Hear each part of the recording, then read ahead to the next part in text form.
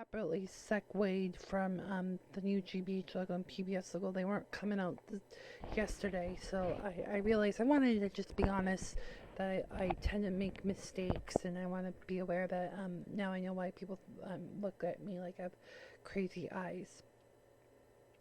So that's the housekeeping. On today's program, I'm going to talk a lot about my life, and again, I talk about myself a lot.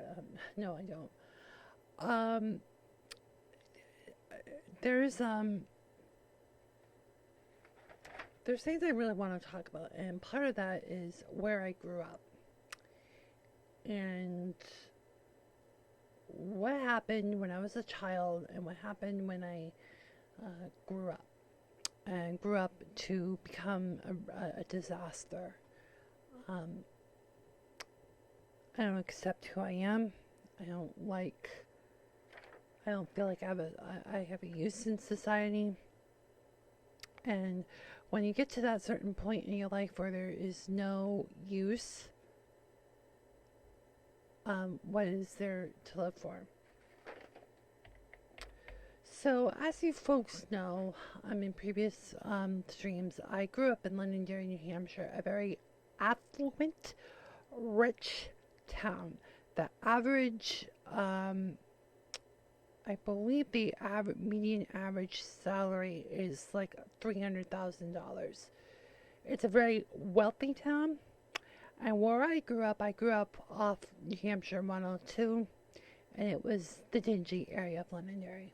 And I want you to be very clear that I was well aware, not by my family, that I lived in a dingy town. That part of Londonderry was scummy, and people knew it. And I figured that out as I was a high schooler, that I was white trash. But everyone else was Caucasian. The town was somewhat conservative, but somewhat liberal. The more money people were, the more philosophical they were. So these are dirty little secrets. So remember, I teased about I was going to expose Londonderry. This is the kind of thing I'm going to be doing today. I'm exposing Londonderry's all their sins. There's good stuff about Londonderry. There's the cable access center had good connections with the Londonderry Police Department. It's one of the best in the state, but everything else is a scam.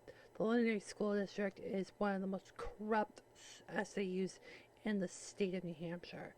They have violated. There's fraud. There's clearly fraud, and I don't have the pay grade to make an official accusation, but I can speculate that they are corrupt. And Nathan Greenberg was a hack, will always be a hack, and will probably drop dead as a hack. I don't like to be bitter with where I grew up, but I want to actually turn it from another angle. And I'm sorry if um, it's been a long summer, long spring. Can I say that? Thanks. Um, I'm just posting something on Facebook. Just give me a moment here. I'm just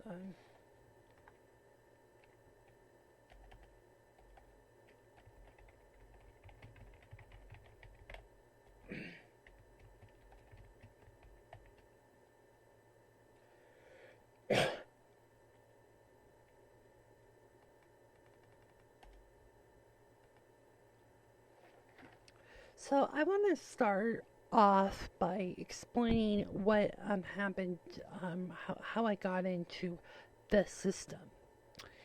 And that started when I was nonverbal at about 3 years old. My grandmother found something at the local market basket for a screening for the London Early Education Program. And it turned out that I was developmentally delayed, had some type of autistic condition. So I was in the school system for about 3 3/4. Started talking not too long after, and as my mother candidly says, I never stopped talking since. But a couple years later, I would then go into elementary school at South School for 6 years.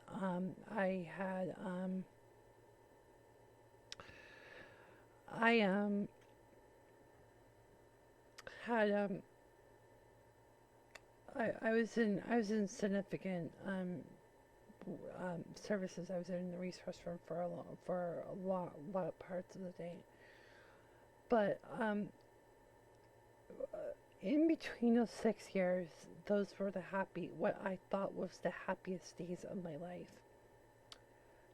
Yet in reality, it was not.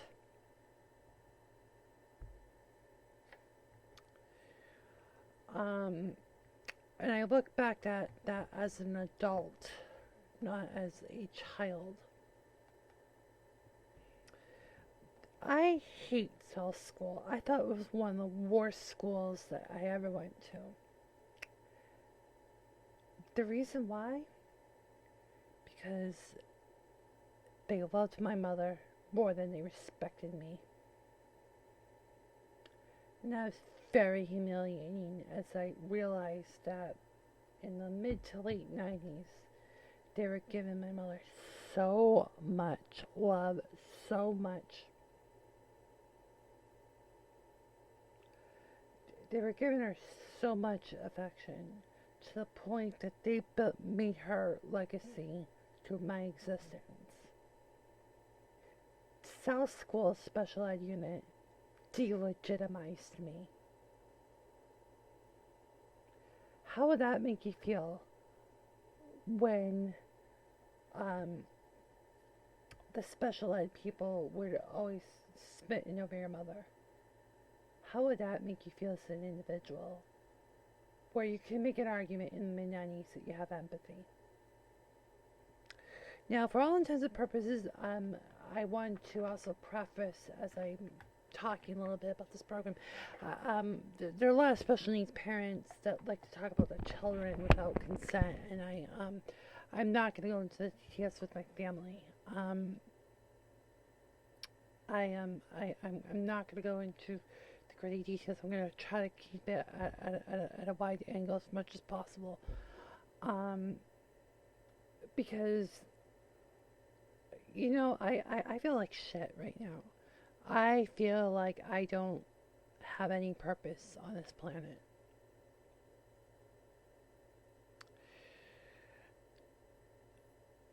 And it's hurting me. It's hurting me like hell that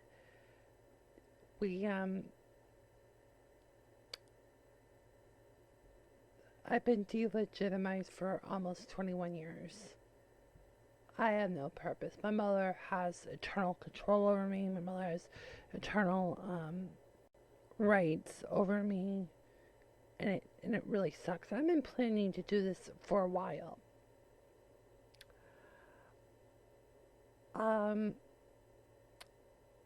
So I've talked about the people. I want to talk about my peers because there was one, or at least before I get to that, the special ed is like IT. Instead of their men being abusive assholes, because I mean, a lot of these men that these women were married to were in the technical industry. And I would even go so far to say a lot of these women work in special ed are pedophiles. Why are they obsessed on cute little boys? They must be pedophiles. They must be. It's creepy. It's sick. It's perverted. These are like godless, non-Christian, liberal hacks that don't have any moral decency because they're liberal and godless.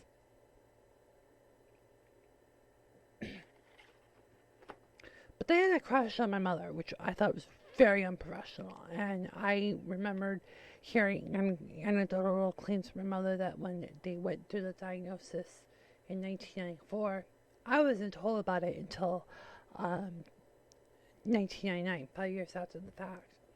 They were almost like hand-holding her. They were like, "Are you okay? Are you okay? You want to go through this? You want to take a break? Blah, blah, blah." But when I was told I had PDNOS, which nobody really knew about, I was told about it over the phone, and it was after everything happened. So I find it really sexist. I find it very misandrous that that we Uh, I just find it offensive. I find it offensive. That district was so fucking liberal. They're so far to the left, it makes me want to just puke. Now let me get to my peers. Okay, I was supposed to originally graduate in 2005, but because the whole transition to the middle school was a problem, we had to repeat 5th grade. So my class, my original graduating class, of which I was not invited to or was allowed to walk with my class, that or '06 or '08, I mean, that really sucks. So if you looked up my name in the legendary historical references like the yearbook in '08, my name's under no photo available. That's how I feel.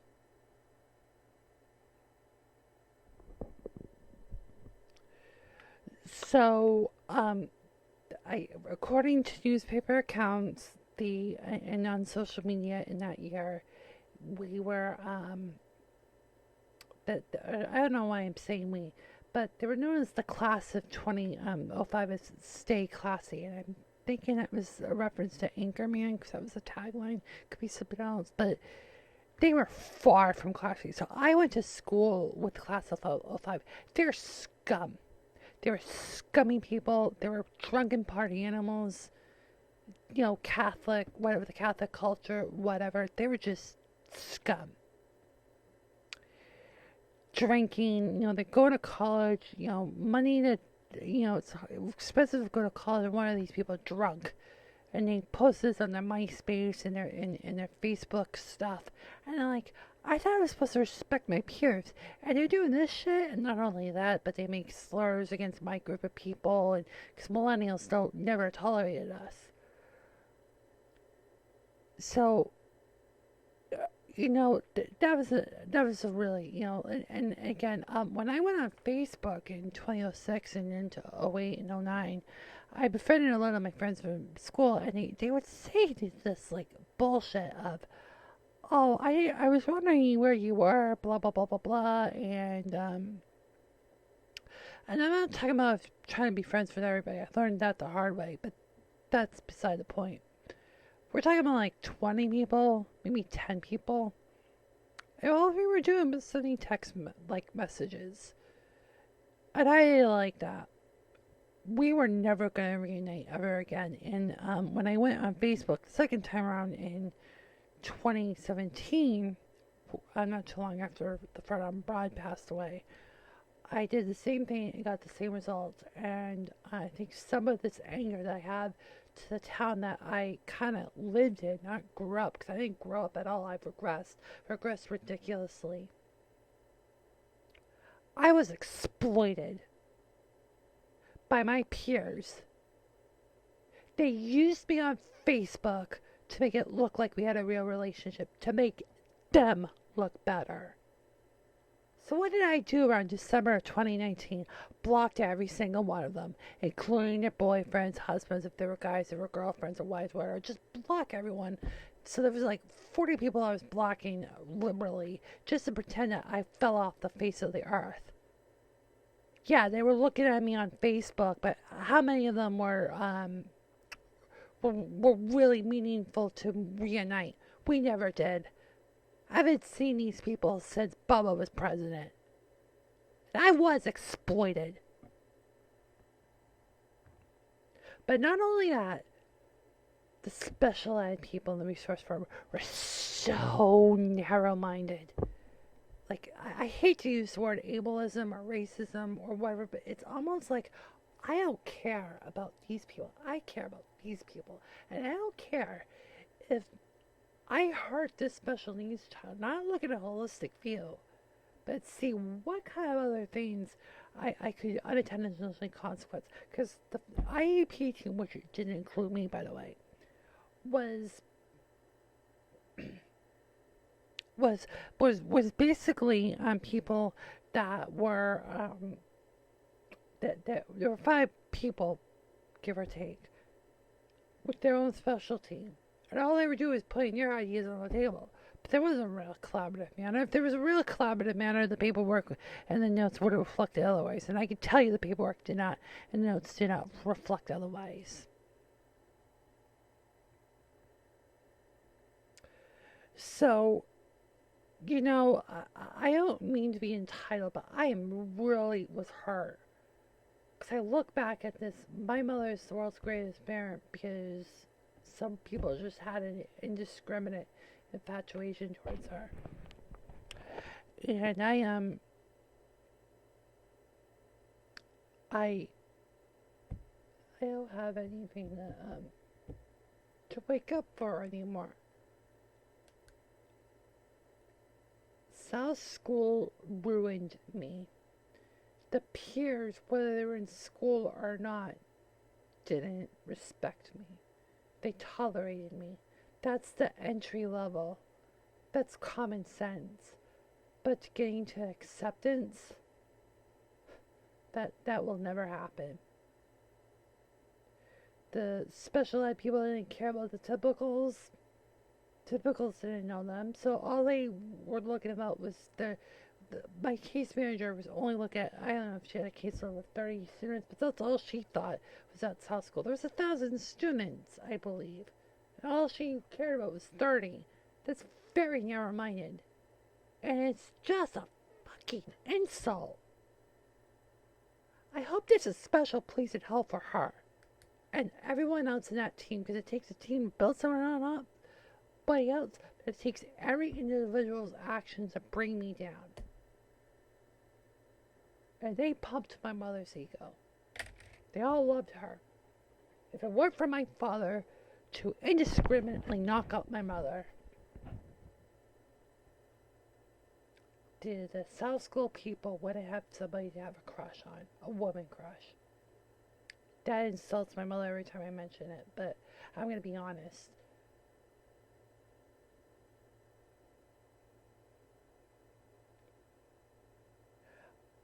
I'm 33 years old and I don't have an identity. I don't have anything to relate to. I don't have a social network. Where I've been for my services is falling apart. I'm part of the click burn zone? I don't even remember what I did.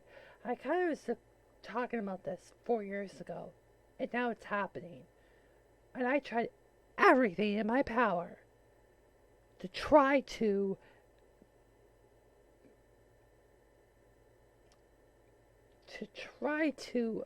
leave the burning fire without getting burned. And guess what? I'm getting burned.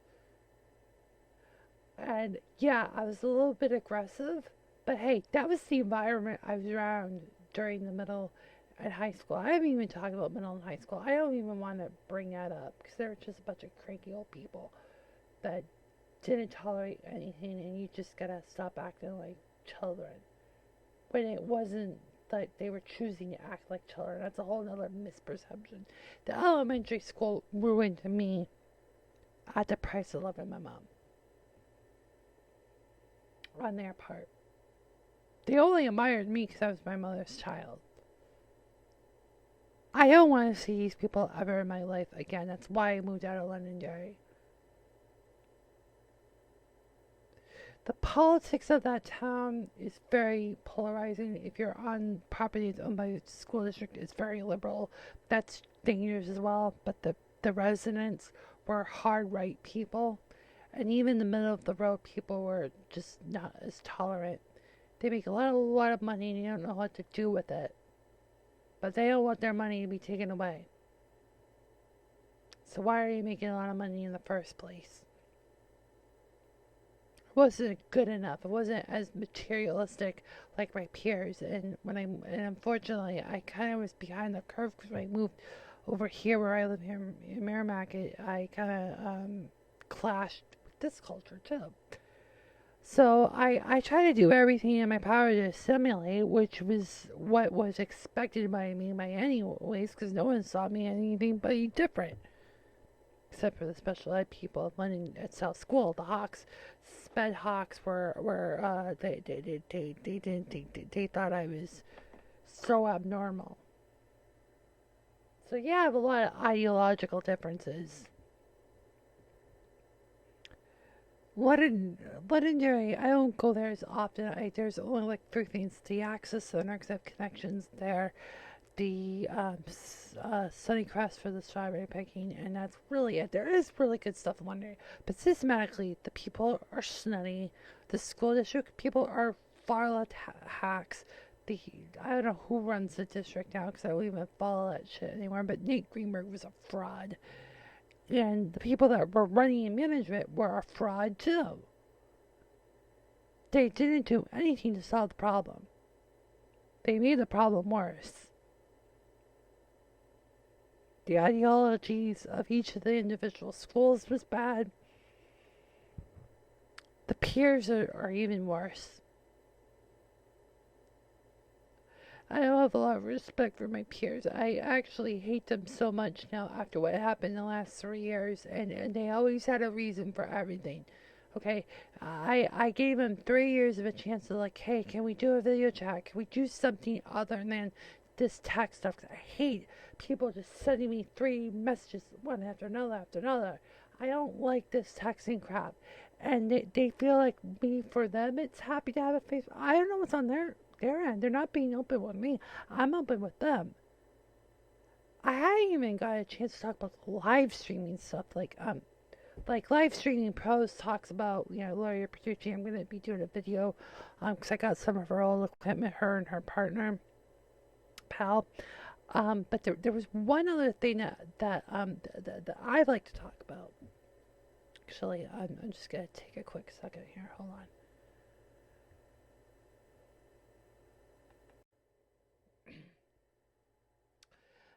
There's one other thing I wanted to talk about with the whole thing about Facebook. And one of the things that I noticed with Facebook Live, it premiered for the what we now call influencers, literally 4 years to the day. And um, and then I believe he went to civilian on the profiles later that year. I forget. I had done live streams on mostly on the page and stopped doing the page stuff, which would have been the click for zone if I remember correctly. So then I was streaming to friends. But I realized that people were engaging me through the live streams. And I realized that they, they had no problems engaging me through chats than they would through a video call, through Messenger, or what have you. Okay, so I'm a millennial. My friends, the stay classy punks, were of the same age, and they used Facebook the same amount of time as well. For many years, Facebook was just sending pictures, sending texts.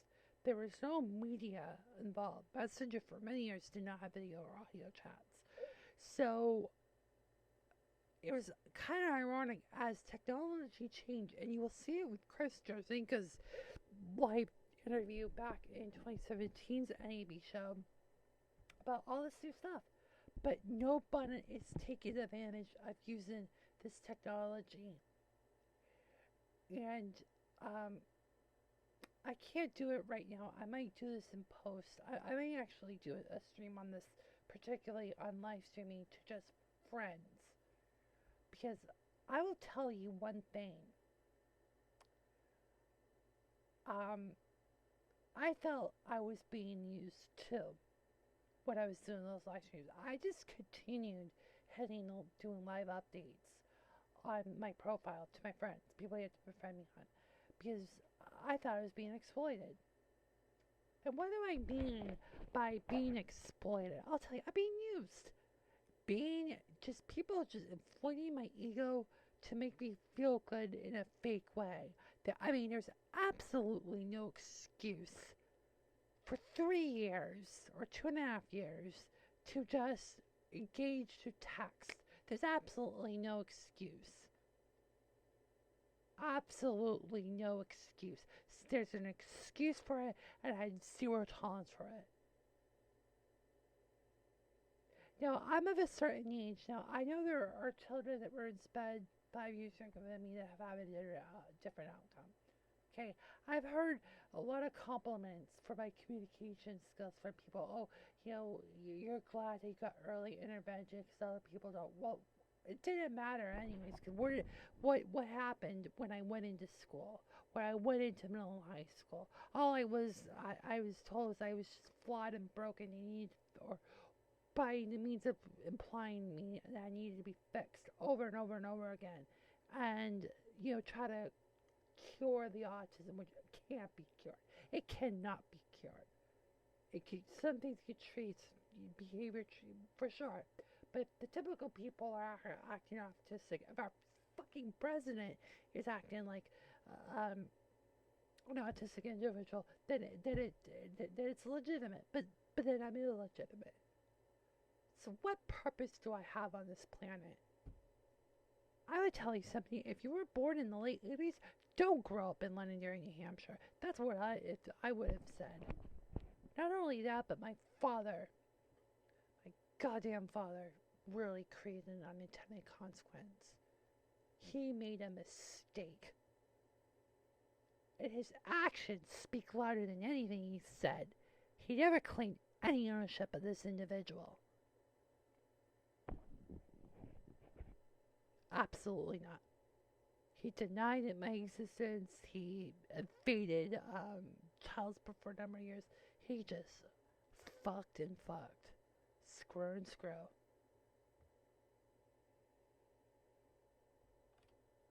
I have two half siblings I never knew I had. They were adult half siblings that I don't think they're anything to write home about either. And they didn't know they didn't have a half brother because someone didn't tell them. And that tells me right there that it's not even the cousins. They didn't know that there was a kid missing until there was a reunion a couple summers ago. So I feel like an unintended consequence. Because there's, I'm sorry if I sound selfish, but at some point there's supposed to be some self-use. But if I don't feel like I have a purpose, why am I supposed to be on this planet? Mothers are not superheroes. Mothers can't fix everything. Mothers are addicted to power. Moms are power whores. Unfortunately, my mother is in one of those situations. Thanks to this ugly postmenopausal hags from South School. They thought they were Jesus Christ. They thought they were beautiful, but all they were doing was turning a boy into a perpetual baby so they could coddle him till they go dead to their grave.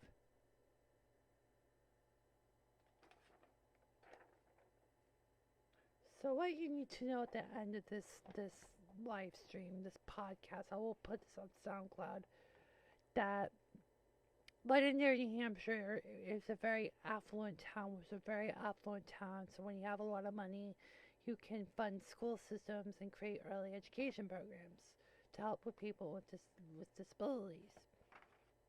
But that doesn't mean that the typical peers are going to be accepting.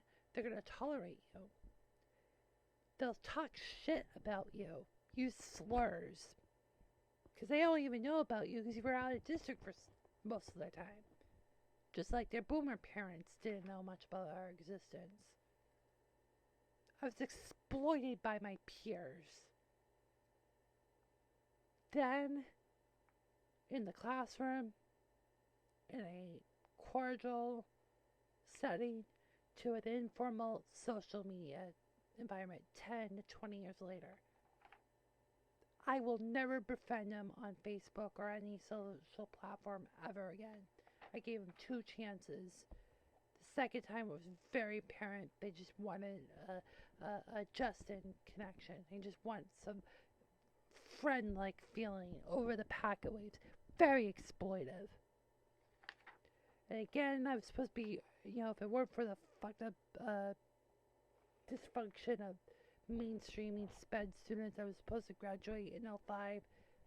stay classy. They're far from it. Half the kids don't even live in New Hampshire. Even with COVID-19, I don't think they're ever going to move back. Because the agenda from the Londonderry High School and their parents, probably mostly their parents, their rich parents who were carpetbaggers from other parts of the region, not New Hampshire, was that Londonderry's a stepping stone. So that's Londonderry exposed. A bunch of fucking white people that have no respect for anything that aren't typical Caucasian. It's a scummy town, scummy people. There's a few good people, but the few good people are getting smashed by all the scum and despicable, deplorable human beings that should rot to hell. That's all I have to say. Have a great one. Go fuck yourselves, Caucasian people. Bye. Going through your brain. There's a lot that happens in your brain when you're live. I need rundowns because I don't have the rundowns. I'm gonna like melt down. Yeah, totally, right? So preparation is key. Doing it often and consistently is absolutely vital. You really feel that it's worth your career right now to talk about. I just wanted to this was more of a bumper coming out of the break. I was gonna on the third block do the other clip with guy from Biz Channel 9. Just kind of try to run as buffer to use as a talking point and also change the banner to be more relevant. It was more of a hangover. I think yesterday's live stream was more of a hangover from the hangover on Sunday, which was a hangover from the weekend. So yeah, I've been but I wanted to kind of go back onto this whole friend things, because what if it's your family, your estranged family? So I told you about the AOTs, and I told you about how they came to my life and kind of weren't impressed by my fire in my belly of hating my father. I think I should have went back a little bit, dialed that back, but again, it goes back to yesterday's live stream about how my mother's all messed up. You know, it's solidarity to the truth, right? I really think if he changed his words, when he would say things to my mother, that things wouldn't have been as hurtful. That's been my suspicion all these years. But I remembered when my Aunt Michelle from North Carolina, and I tell you, you want me to talk about North Carolina again? Ugh. I just love north and east of 287. It's much a better world. But I realized that she was looking at a lot of my live streams. And in fact, one of the cousins, the younger cousin, I believe, thought I was my father walking the Brooklyn Bridge. And I streamed that to the friends. It was set to public. And I still have that video. I'm going to be posting that on my Facebook. That was a really cool experience. I took pictures. I streamed. You want to I'll talk about the PBS logo. There was a guy that was wearing the original one with the original PBS with the bubbly one. I was catching it halfway the bridge. I was like, hey, that guy looks like he's got the first PBS logo. He's a fanboy. I remember that. There's just a lot of people. It was really big. It was really crowded because it was 70-degree day. And one of the tricks, if you want to have the borough to yourself, that's not. I know this is not even talking about live streaming. I guess I'm not. I guess I want to talk about traveling, but go on the cooler days because all the hipsters will not be in the city. And it was funny. The moment we got to Brooklyn, it was like a ghost town. This was in 2017. It was actually the same week we went to the New York NAB show, actually, which is a lot different than Vegas, to be quite direct. But my aunt was looking at all this stuff, and she was like, I don't know what she was looking at. I think she looked at the Times Square footage too. But she was, I hate to say this on the air, but she seems to be very empty. in terms of her ideas and thoughts. And I don't mean that in a crude way. It's just that who are you? Because that's not going to help my self esteem if someone else is empty, kind of a thing. So that's one other thing, and that was like a year and a half. A lot of the videos she was just gawking, looking or whatever. I don't know. I don't know what's in her brain. I'm not privy to her brain, so I don't know what she was doing. But I just I just was taken aback by it. So that's the thing about the live streaming is it's just like you have to be careful.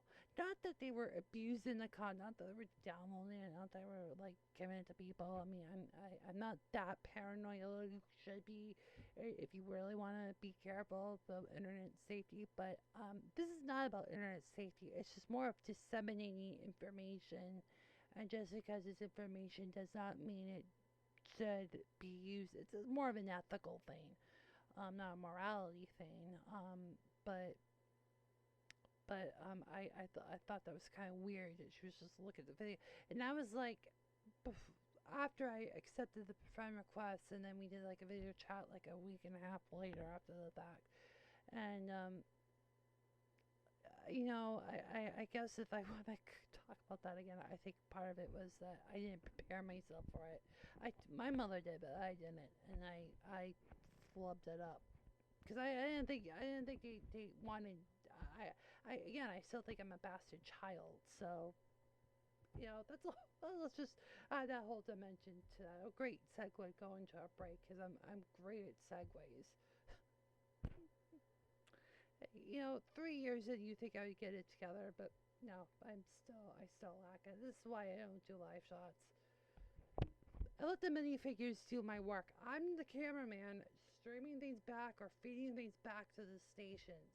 That's what I do. Trust the minifigures. Don't trust me. I'm just a hot mess. Alright, I'll finish this up. I'm gonna end at 1:55 Eastern. I'm gonna close it up and any feedback. I've not looked at the comments, so or emails. I gotta check my emails too because people have been. Some individuals have reached me via email on some of my content, so you can do that. We'll be back after another break. Do you want to see tachygraphs? Let's see if tachygraphs plays out. Be right back.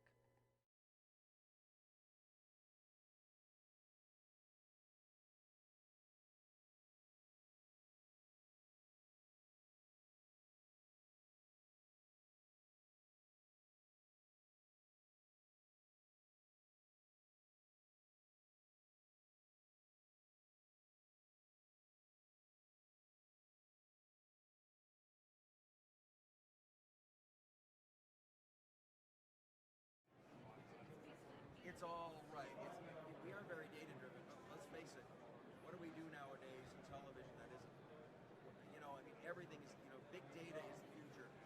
You right now broadcasting on Facebook Live. I mean, how cool is that? That it used to require, and how many other people are doing this at the same time? How many people could give us storm reports of a tornado that we would have a mesh on Twitter of storm reports that would actually look like a map without even having a map on the screen? Big data is what it is all about. Data is what it's all about. What my job is to do is to take all the complexity that's associated with this and make it easy for people. So here's the thing, I used to work for a company, WSI, and their philosophy was keep it simple, which is good. They would do it at the expense of actually having features. I said that cut out in features, a no, this is too special complicated. show, What I say but is, don't neuter the features. stop. Right. But I do have one little plug. If you follow me on Instagram, I will post this probably on YouTube. But I did an unboxing of this live stream. This might look familiar in the B-roll that I ran, and it was the same person I got it from their store because they have since moved. This device will be used say that 5,000 times. Ingest from the field, ingest to the field, raw, ingest live, or just feeding things live to just a basic platform. I have a live stream slash female account. I don't have to pay a lot of money for it, and that's kind of what the purpose was to get like the initial. Let's say if I'm doing an event, if I want it out, I can then stream it from my field camera, or even with an SDI converter, which I got from the same lady, and feed it to the world, and real time, and then record an SD, edit into Avid, put the better quality out, like how everyone else that does in either use gathering or production. If you want the raw stuff fast, so this live stream could be your lifesaver. And if you want the high quality stuff, record it on your SD, ingest it to your platform, or just put it out. I mean, if you want to do like post production work, you want to take stuff out that you can't like bleep out or dump if your standards and practices don't allow you to do that. That's kind of the whole thing. So like I said, it was an opening bump.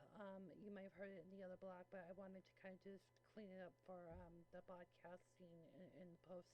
But yes, that was done in 2017 as well at the NAB, April 2017. So it was literally not even a full year that Facebook Live. I believe Facebook was running advertising campaigns for Live, and let me tell you my opinions about Facebook in the year 2020.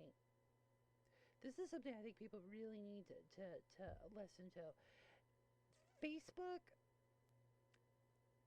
the way people, vast majority of people are using Facebook that have either used Facebook 10 years ago is still using Facebook the same way they did 10 years ago. Whether you like it or not, whether Zuck likes it or not, people use Facebook to share text, to share URLs, to share content. They're not sharing media. The messenger stuff, I would really doubt how many of those people are using audio or video over, because either they have Facebook time or some other platform.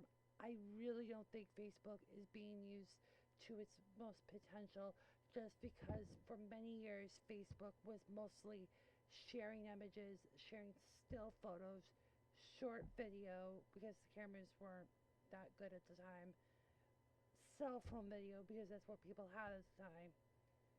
And people's minds didn't change with the technology. That's my opinion on it. It's a shame in a lot of ways, from a technical point of view, from a technological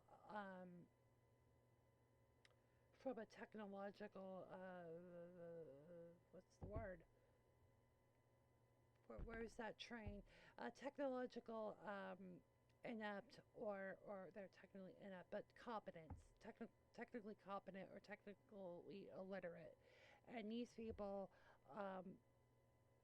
or they were just believing that Facebook was just this platform to connect to friends.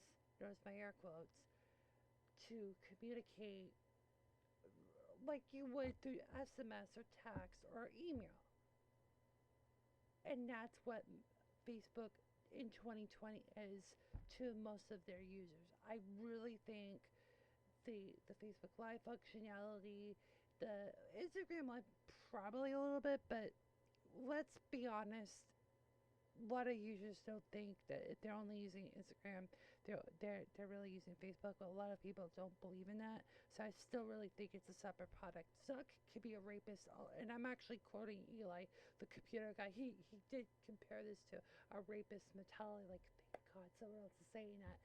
But Zuck can be a pushy, aggressive jackass all he wants. But people are still going to use Facebook and Instagram as separate. No matter how much integration it is, people will still think they're different platforms on the back end or the front end. But I do find it really, I think, just again, I've been planning to do a retrospect on my my previous live streams with these people that have talked about live streams, and to look back at it, it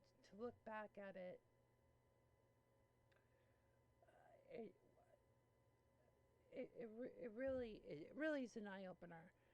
And I think people are not using it effectively. And I think, as Zuck wants to claim that he's making the world more open and connected, I think it's far from the facts, because the users want it to be far from the facts too. And for people like me who had this story that I told you yesterday, it's very emotional and it's very hurtful, and just the technological effects of feeling, which run way before COVID-19, way before the Facebook, and to not feel this advancement of technology to help feel empowered can really put you down, and it hurts. It sucks. I don't want to end too negatively, but I really wanted to be really direct on that, and how Facebook Live, I think, has really, I think, for all intents and purposes, is a fluke. All right, so I'm a little bit late. I did start at 1:05. I was going to end at 1:55. It is approaching 2 Eastern time. Maybe if I wait a few seconds, maybe I'll do the top of the hour chime. I'll do it. I'll do it. Just to end this show really wacky. I will be almost at the end of my shift. That the next house will come in and moves you till the end of time. I don't have seconds on my menu bar on the Mac, on this Mac account, so I have to change it. I know my cable box, my Cisco cable. Beep. Okay, bye. It's 2 o'clock. At the total, was 2 o'clock. Bye.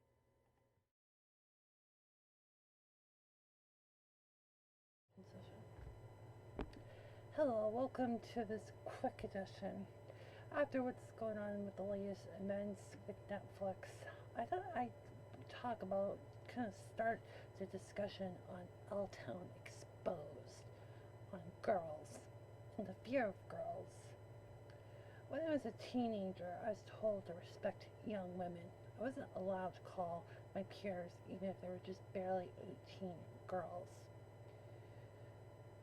You know, I had a perception of these females as I was almost having real cases of gynophobia. And it turns out that in many years later that it really was true. Now, I really want to say, given what's been going on the last day, that that's not what I'm trying to talk about, is that I was, interested in younger girls and stuff like that, but just really the physiological differences of a girl that grew up in L-Town versus the town I live in now. A lot of the girls that I remember, through interactions on Facebook, they looked very mature for their age, even prior to 21. They just looked very mature. They had big boobs, they had a lot of makeup, they physically looked big. And I was a short dude, and they looked a little youthful and sounded a little youthful. But even with that, for someone that looked like 20, 21, 22, looking like 25, 26, 27, it didn't look right. There was just something different with a Londonderry girl versus another girl. And to assume that they were a woman and treat them like a physiological woman and emotional women just made no sense. And the only time I realized that was when I got outside the bubble and saw, again, I gotta be careful here, just seeing other teenage girls from afar, and they're like, well, these girls look physically different than a typical 13-year-old or 14-year-old, 16-year-old, 18-year-old. You get the picture. They looked more their biological age, if that makes any logical sense. I hope it does, and I don't want to be imposing any creepness, because my group is always targeted for inappropriate thoughts or what. That's not the point. Just something looked different, and I don't understand why that was with the Londonderry girls versus girls that grew up in other, or I hate to say this, females in other suburban areas, they looked different. And I think that's one of the reasons why I had a hard time interacting with somebody. It was like, you didn't want to touch them. They're too hot to touch, kind of thing. Literally, they bite you, they bitch on you. It's like, and it's like these stains all over their like body. They look too big for a biological 21, 22 year old.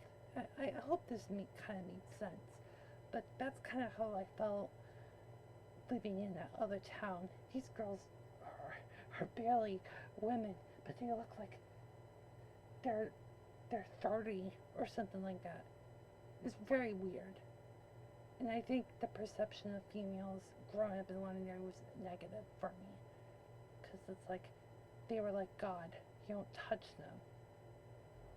They looked like they were graduated post-grad. They looked very mature. And like I said, the pictures on Facebook could, again, validate that, check against it. And if you were to look at a 22-year-old, they, again, trying to be very cautious with my language here, but they looked different. And I think I don't know if it was their brain and their body, not insane, because they were obviously not mature either. They were immature. But there's just something, their sexual organs were spiking way too early. Even in your 20s, never mind your late teens. I think that's where I got the fear of females, young women. Because it's like, they're still, girls. And the reason why I sometimes use the phrase girls is not to degrade, but even for a young female, it's like, if somebody's just, finished college, they are relatively a kid. I'm an adult now. I don't mean to infringe on them, but relatively speaking, I could have been their babysitter. And they are, in a way, from a perspective basis, more of a kid. They're not literally a kid. People forgot what that word used to mean. And I believe people should use those words without degrading them. Because again, if somebody is old enough to be I could have been their babysitter at like my teenage years. They're a kid. It's a way to look at it to prevent what shit's been developing today. But I thought it was just an interesting thing to talk about. That just looking at when I was in my early mid-20s, looking at my peers that weren't living in Londonderry at all. They just looked way too mature physically, and I think it scared me. And of course, I had to be silent. I couldn't have my own opinion. I would be shamed out of a room if I even said anything like that. But that's how I felt. And it shows me, why are these people so mature looking? It just made no sense. I hope this little clip made sense.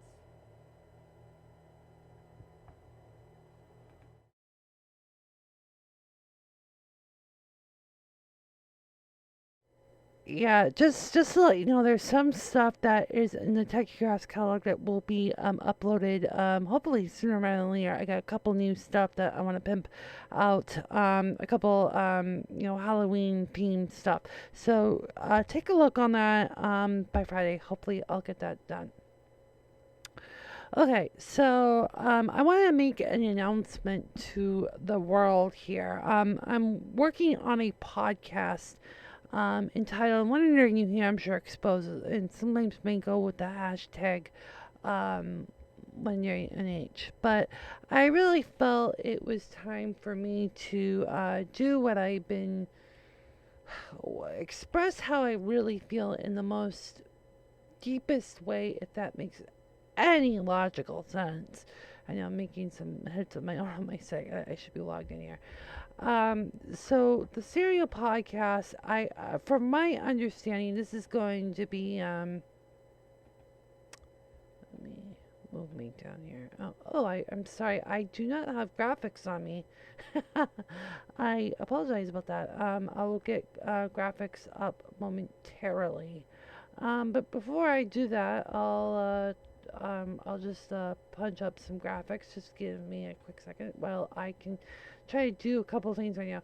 It was 2010. I moved out of L Town, as the youngins call it.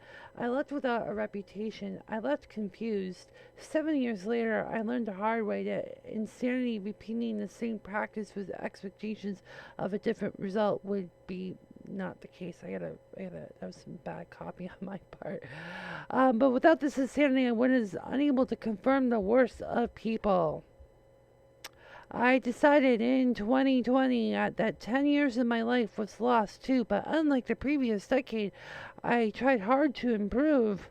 But the same repetition of being, but the same rep, today?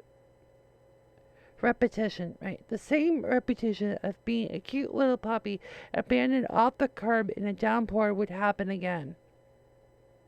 After bickering with the mother, I decided to say, fuck it, it's time.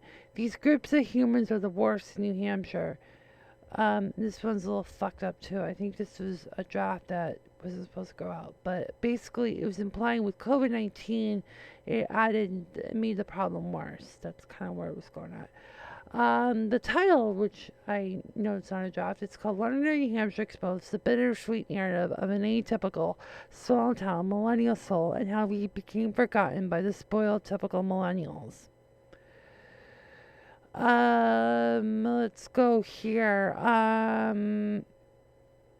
Ironically, my originating class of 2005 was to stay classy. The class of 2005 was a joke. Not even for the entire make it for the entire decade. Thousands of grads being fools, judges, and real dumbos. You sometimes wonder where these offsprings came to be.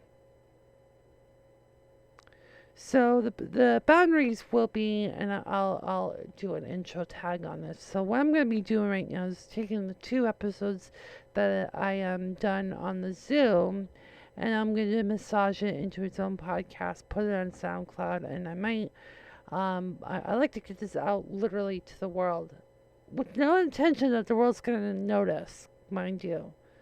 So, you're going to probably see my window here.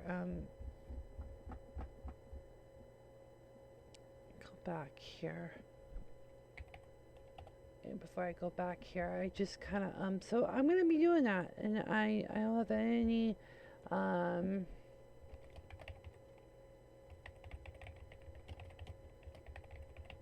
so on today's episode of Londonderry, New Hampshire Exposed, I'm going to talk about the LEAP experience. Alright, so I got super. Alright, so now I'm going to wish me luck if everything's going to work. Lose this play 2, gentlemen. Or 1. Put the 3rd one on. Deliver. Alright, there we go. That looks more like it. I guess I'm going to have to do some post work for the cuties, but alright, I digress. So now I'm going to talk about the story of my young life, right? And I think this will be part of the whole. Oh God, I think the camera's got to go down a little bit. You're not seeing my face. You're not seeing my mic. All right, let's move it down. Oh, wait, now you can see my male boobies. All right. So basically, I'll tell you the story about my younger years. I was born in Derry. For all intents and purposes, I grew up in Londonderry from 0 to 23. I actually lived in 2 other neighborhoods. I lived in near the south central part, and then I moved to my grand's house again, and then we moved out of the apartment complex of the school that I once attended, which was South School. And that was kind of weird being a walker.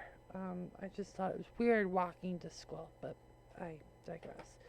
So, but it was interesting because I was still living in my grams.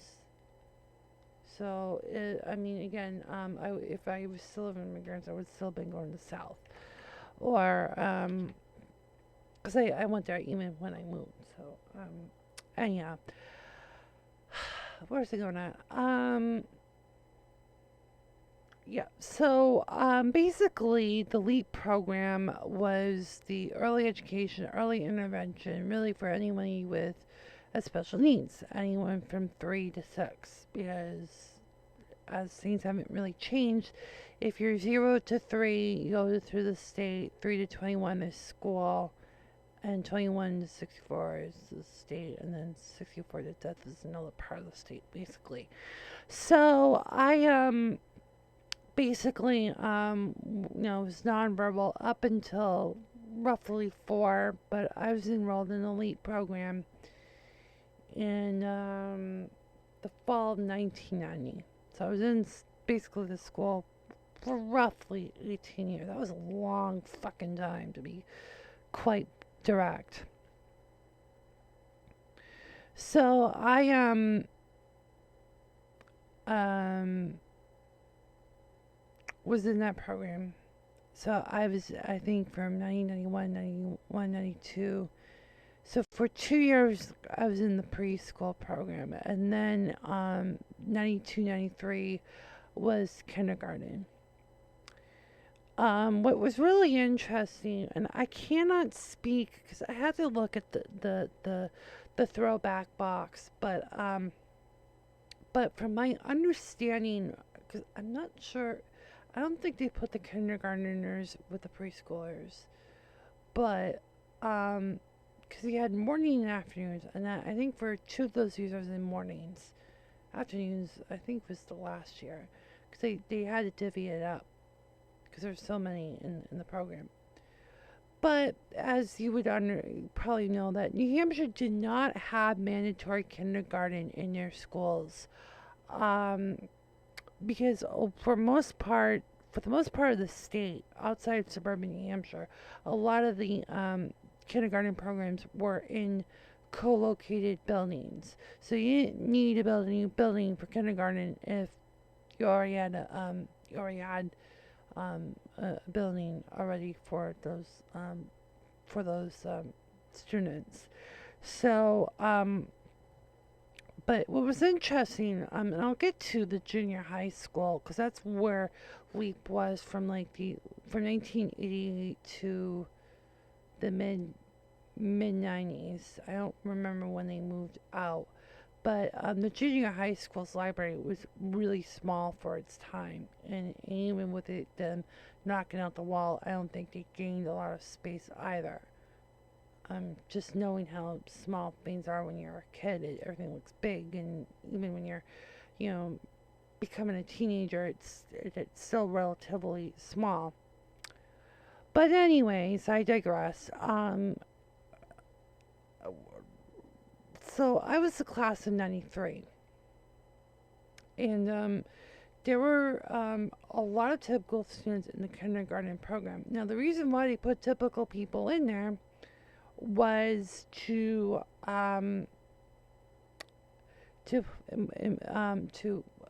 preach inclusion. From my understanding, just looking back at it, I really think that was more of a smoke and mirrors, because some of those students I know were really individuals that wouldn't give a damn about people like me, and people that are the middle average to low average. And I think there was a really, really I came to that realization when I looked through the LEAP stuff again last summer, and I put the two and two together. I'm like, oh, I felt like I was used as a student, as a peer, because the typical students were, I know that the parents were making some money. They weren't people like my mom, per per se. These were like middle class people. And so those students got basically a free education.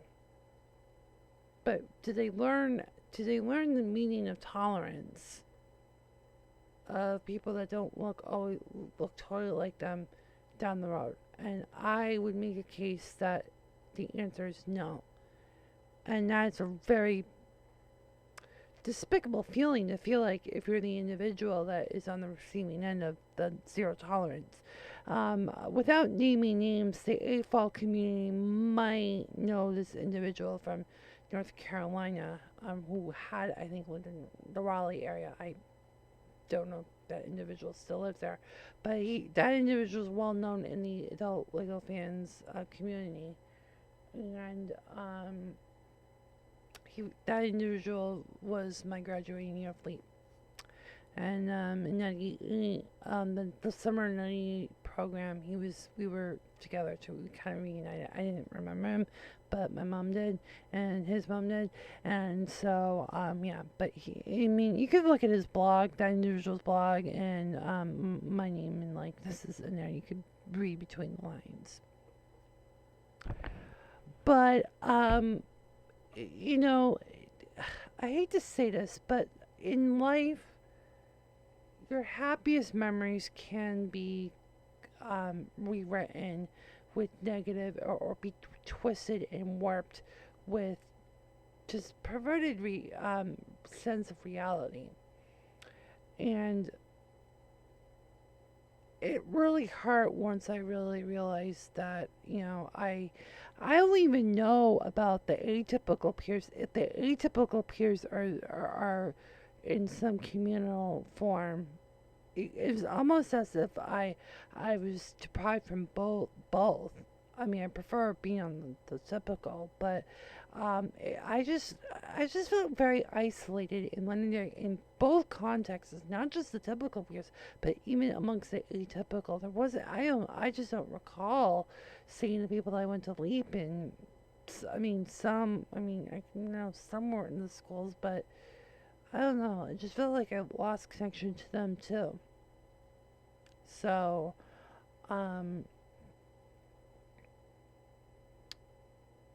but that's a really hard thing to take pride on. Is just to just see how people don't care. They don't care about people that don't look or sound or function like them. You have to be perfect. Londonderry was and is like a STEM capital of New Hampshire. The science? Fuck, I forgot the acronym. Science, technology, something E, and mathematics. Forgive me, I'm blanking on it. But yeah, a lot of those people were nerds. I mean, I'm not gonna lie. They're functioning nerds in reality, and they're not even in the New England borders or even the New York, New England borders. They're far, far away, and there's a reason why. It's because we're a scummy town. In fact, it's the people that they hate so much that finance the school district.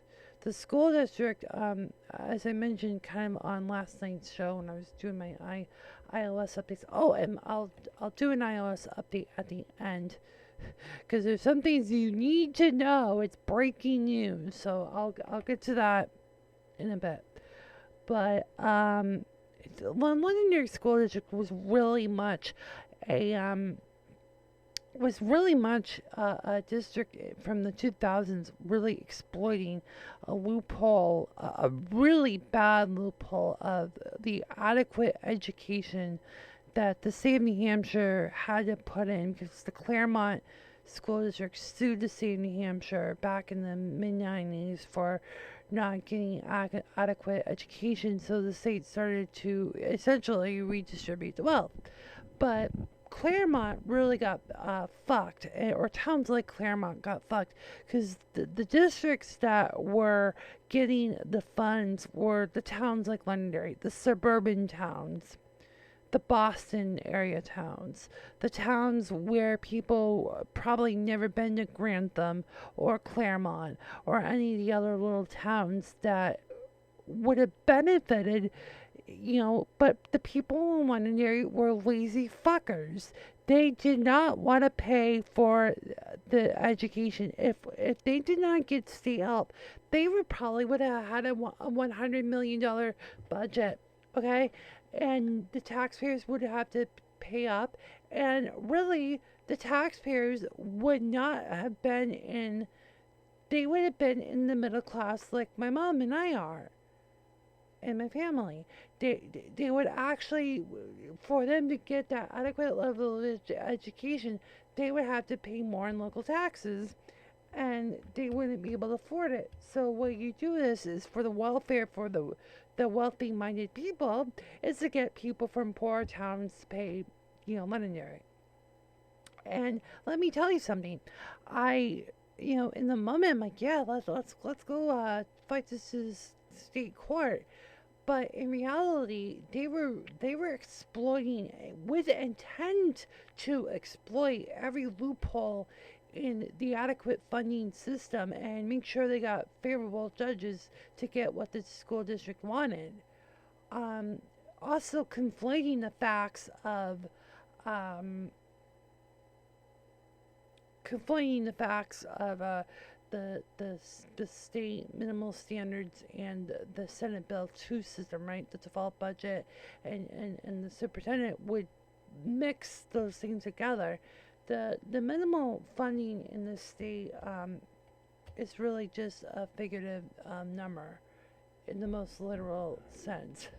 It's really to the eye of the beholder. It's not objective whatsoever.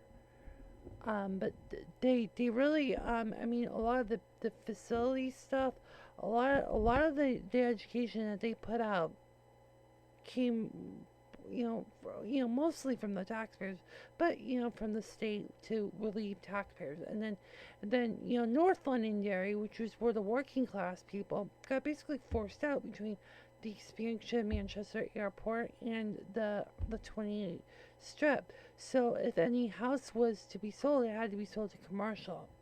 And this is how the Londonderry School District was making money, was on the commercial stuff. The town government was fucked over as well. The town that was financing the school district through having an anemic budget on the town side. I mean, they're starving for resources, and yet the school district didn't feel like they needed to pay for anything. They just felt entitled. Without, if there was, if there was an athletic thing at the high school, they sure damn wanted to have a Londonderry fire ambulance. I mean, an ambulance from the fire department, without paying any fees for detail. And God forbid somebody needed a medical emergency on the other end of town, that they didn't care to, pay for mutual aid and stuff like that. They were really, really sleazy on how they were governing. And so, these people, these millennials and the boomer parents don't understand where all this money was coming from, or they really cared. And the millennials, what they did was, basically, the small towns not only redistributed the wealth, but they also basically turned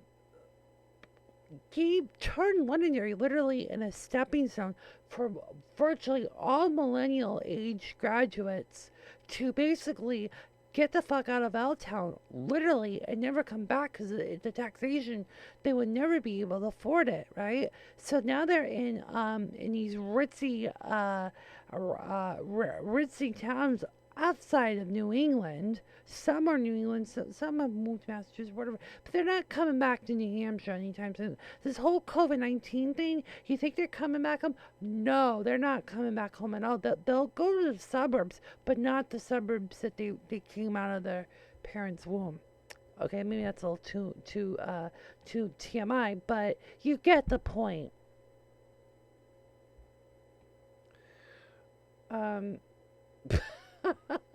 I'm just looking at my YouTube, and my website is like superimposed on the. Oh my god, this is freaking hilarious. I really don't like transparent. Now I'm moving it around. Oh my, you know what? I do not like the transparent stuff in OS 10 because it is keying up something that's not even on the, or at least from what I understand. That is, I'll post that on my Facebook because that is kind of hilarious. It made me cheddar for people who are not on my Facebook. So, yeah, Londonderry is really a really shitty experience to be living in. And let me kind of pivot a little bit further and talk about the experience at the junior high school that it was at the time in the early 90s. And I'm going to tell you some really like very like direct stuff that I never really told to many people. The Londonderry Junior High School was one of the most freaking awesomely built buildings in any New Hampshire school. That thing was so fucking ahead of its time, and yet it could age like fine wine if you take care of the building, right? If you repaint the stuff. That building had Helvetica signage with the Helvetica stickers, of course. It had very progressive designs on the concrete walls. It did have some like orangey brown 80s stuff, but had a lot of pot lights. I remember the pot lights in some of them, in some of the rooms. It had like the windows to the doors in the classroom. They had like the gated like the netted the metal netting on it. It was really like cool. The auditorium was kicked ass. The cafeteria / auditorium. The signage to you talk about circle cropped defaults with the way Facebook is going. Back in 1982 or the early 80s, I'm assuming the town voted for it in 80 and it opened up in 82, 83. So we're looking at like early 80s. And maybe they remodeled it in between, but I don't think they did because you typically don't remodel schools within the first decade, at least. So, you know, I remember the cafeteria had like a pink utensil, right? The fork and knife. Like it looked like you were, going to like an airport, right? It was like global signage, but it didn't look too global. I mean, it's the thing.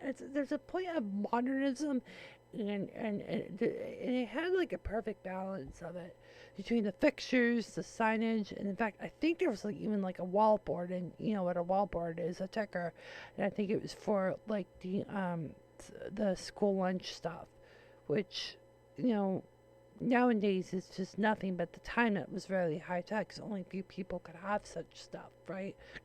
So it was very, not just technical, but just the architecture just kicked freaking ass.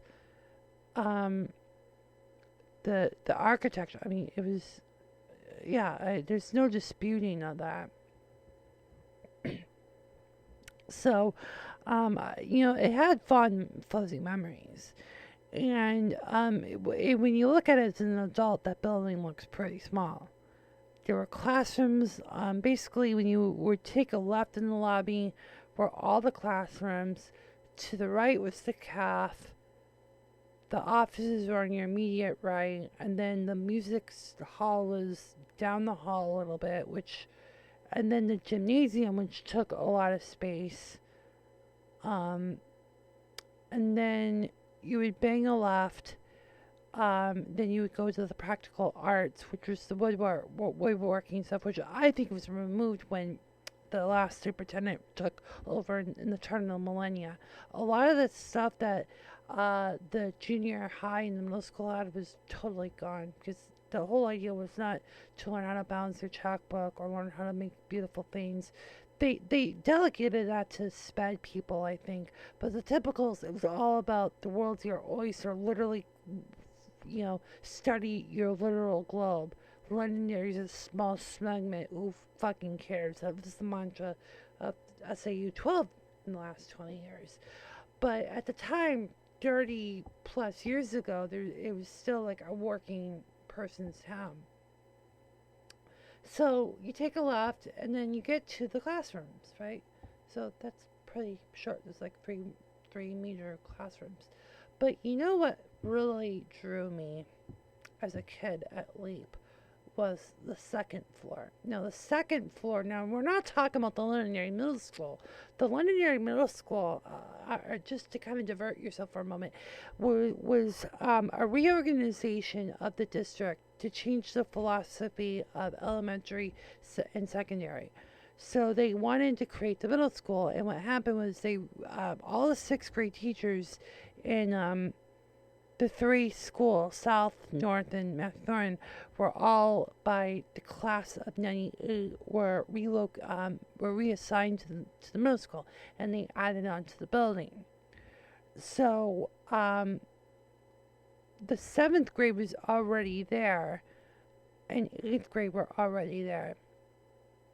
In fact, I think prior to the junior high school, they were in the elementary schools, because see, the student population was growing a bit. Right? So the middle school in my generation, in only a 17-year split between my mom and our existence, that the middle school, that you had a rising student population and you wanted to change this philosophy.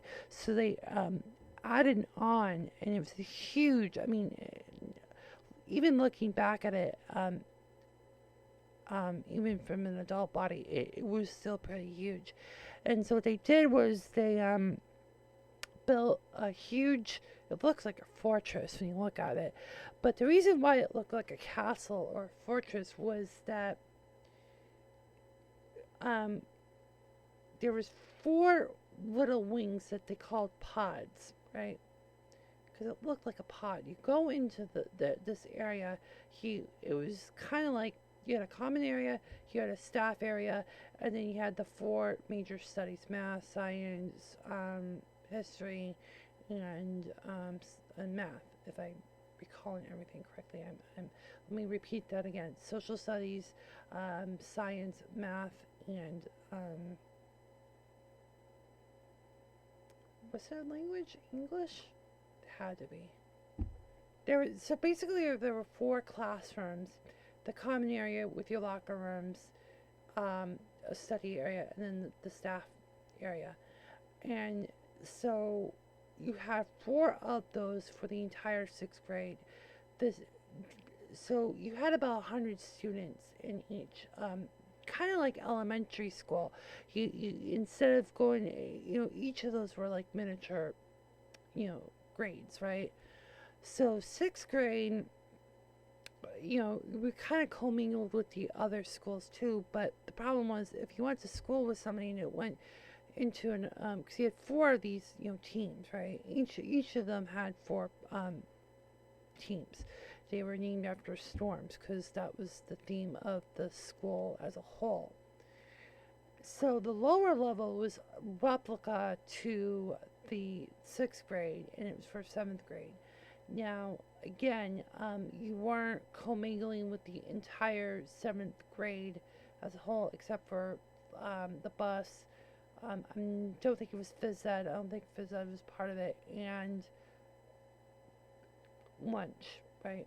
My counting everything out. I may have to fix this up in post. But that was what it was at the time when I went there as a 6th grader.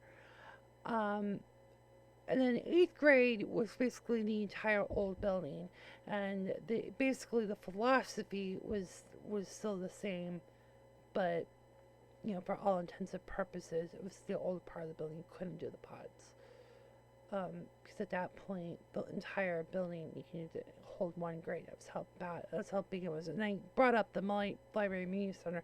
That thing was really small for its time, and it's still, I think, pretty is, to be blunt, for the size of the school. unless they relocated in the building, which they could have done. So going back, kind of going back in the early 90s, one of the things that I remembered very fondly was the art studio. Second floor, adjacent to the practical arts, building floor, right? So you go upstairs, I think the science stuff was on the upper level. No, no, no, no. Science was on a lower level because it shared the same physical stuff as the home ec stuff. Because home ec was on the farther back of the building, and because you had all the plumbing, because science you do more stuff in later in past elementary, right? So you had all that fixtures right there, right? You wouldn't want to put fixtures randomly on the second floor. So the second floor was all the chalkboard, or what would be later whiteboard and note stuff. There was, I think, a computer lab, but I don't recall where the computer lab ever was. We never were there because we had our own computers. So right. So you go up the second floor. You go through the general studies. You take that right because you don't have you couldn't take a left, right? Because you had the auditorium and the gymnasium taking up the second floor. So the second floor was basically the classroom wing, and like I said, the art rooms that took the center part of the building. So you want to talk about, as a kid, I felt like I was in Middlesex County. I felt like I was in some fancy place. And Londonderry was still a rural town. It was still a rural community in suburban New Hampshire. What would become suburban New Hampshire. So you're like in this advanced place. And when you look back at it, it doesn't take a genius to build the kind of stuff. But as a little kid, being and basically mainstream, Leap was the first place of mainstream sped with obviously older people, but they were exposed. That's the theme of this stuff. People forget about this with the community-based supports for the adult disabled population. Go try to reason with Dan Habib, because you won't reason with a filmmaker, right?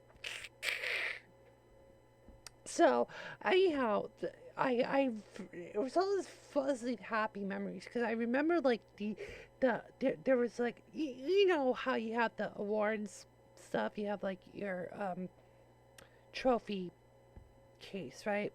Well, that's where they put the best art there. And the way I remembered was it looked like it was embedded within the concrete. They either cut out concrete or they left the concrete open to put in the trophy case. And then it had, I think, I could be blanking out my memory here, but they had pot lights here. Now it's not, I'm not saying that the junior high school from yester century was the reason why I like pot lights and why I'm resisting them here in the media room. I listened to the case, it just looked very progressive, and if again taken with great care, it didn't distort the realness of Londonderry, to be quite blunt, in my opinion. I could be wrong. A lot of people could argue with it, but it was just so cool. So then we get into the art room. I know it's taking me so long to get to my point because the story was about Leap, and then I kind of diverted because I kind of wanted to paint the picture what it was like being a student overall. So I guess I'll have to cut this out. But anyways, so the art studio was this big freaking room. I mean, there was, I think, 2 art studios, and it was fixtures with faucets and not faucets, but sinks, electrical outlets. It was a big, I'd never been in an art studio like the Londonderry Junior High School since I was there. And I freaking missed that so much. And I think part of the reason why I had such a take me back moments when I was revisiting 6th grade. And let me put this. The adults in the room should have known that the things that I missed so much. I wanted to experience it for my educational worth, right?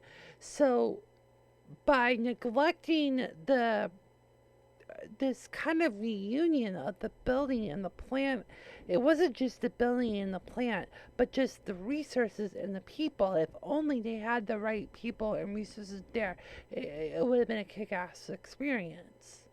But it didn't happen that way. Things didn't happen. I went a different direction and changed as a human. But my God, that art studio was just so fucking awesome. And I was a really bad artist as the autistic, messed up self I was. I was not as artistic because. I'm gonna be honest. The autism can do a lot of fucking weird things, and I don't think the brain was at its full capacity given the other stuff going on in me at that time. But my God, if I, going back as a kid, it was, it was a really, I can't say it enough. It was such a fucking cool experience. And if anybody who was at the junior high school in the early 90s who is running across this video, who recalls Stephen with a PH, because I was always spelled without the V. I was always mistaken with the PH in the classroom, because there was a PH.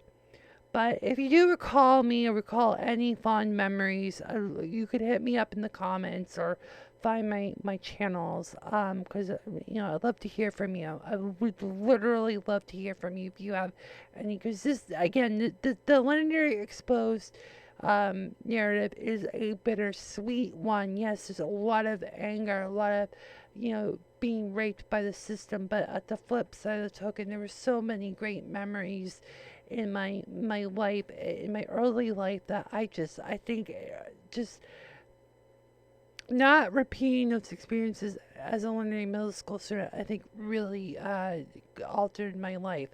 And like I said, the art studio was, I don't know how much it cost at the time, because I knew, even then, Londonderry was a pricey town, but my God, the thing looked like you were in Boston, or even probably not Boston because it's probably run down, right? But it looked very, very, like, very modern in terms of just, not in terms of looks per se, but just in terms of the fixtures, like the sinks, the outlets, the lights. I believe there were lights. I don't recall, because again, it's hard for me to find stuff from that time, if they even have stuff from then. But it was such,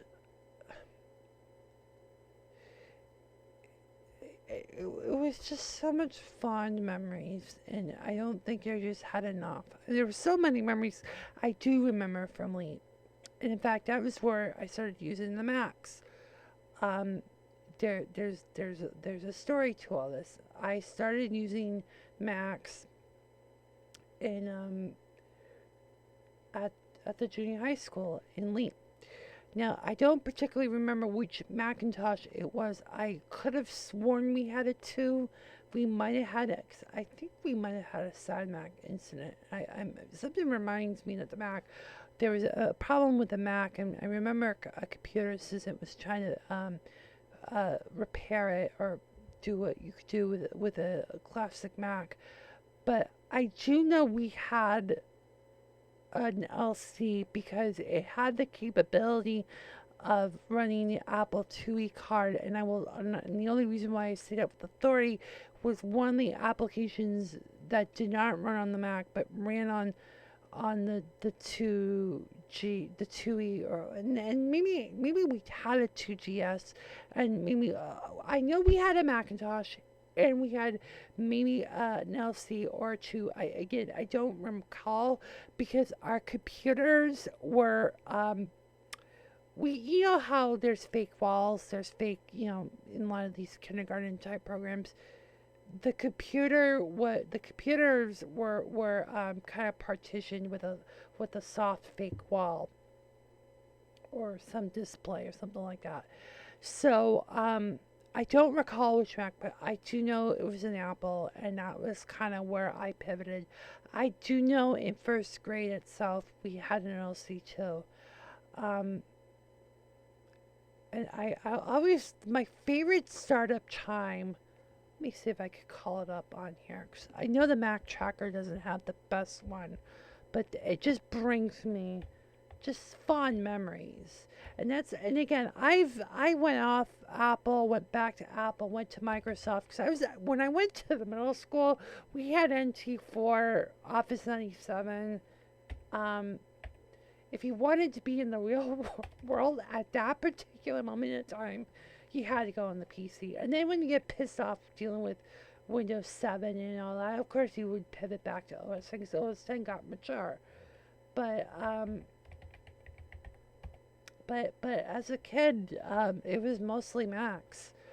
Um, when I was in school, that was my go-to platform at the time, and it was just warm memories. Again, I don't recall which Mac it was. It's hard for me to kind of.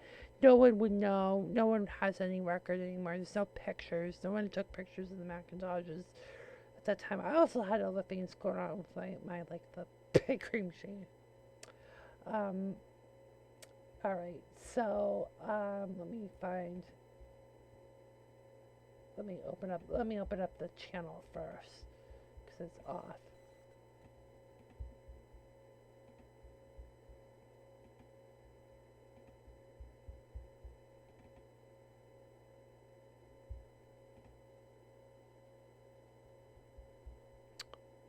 There we go. It was a little slow.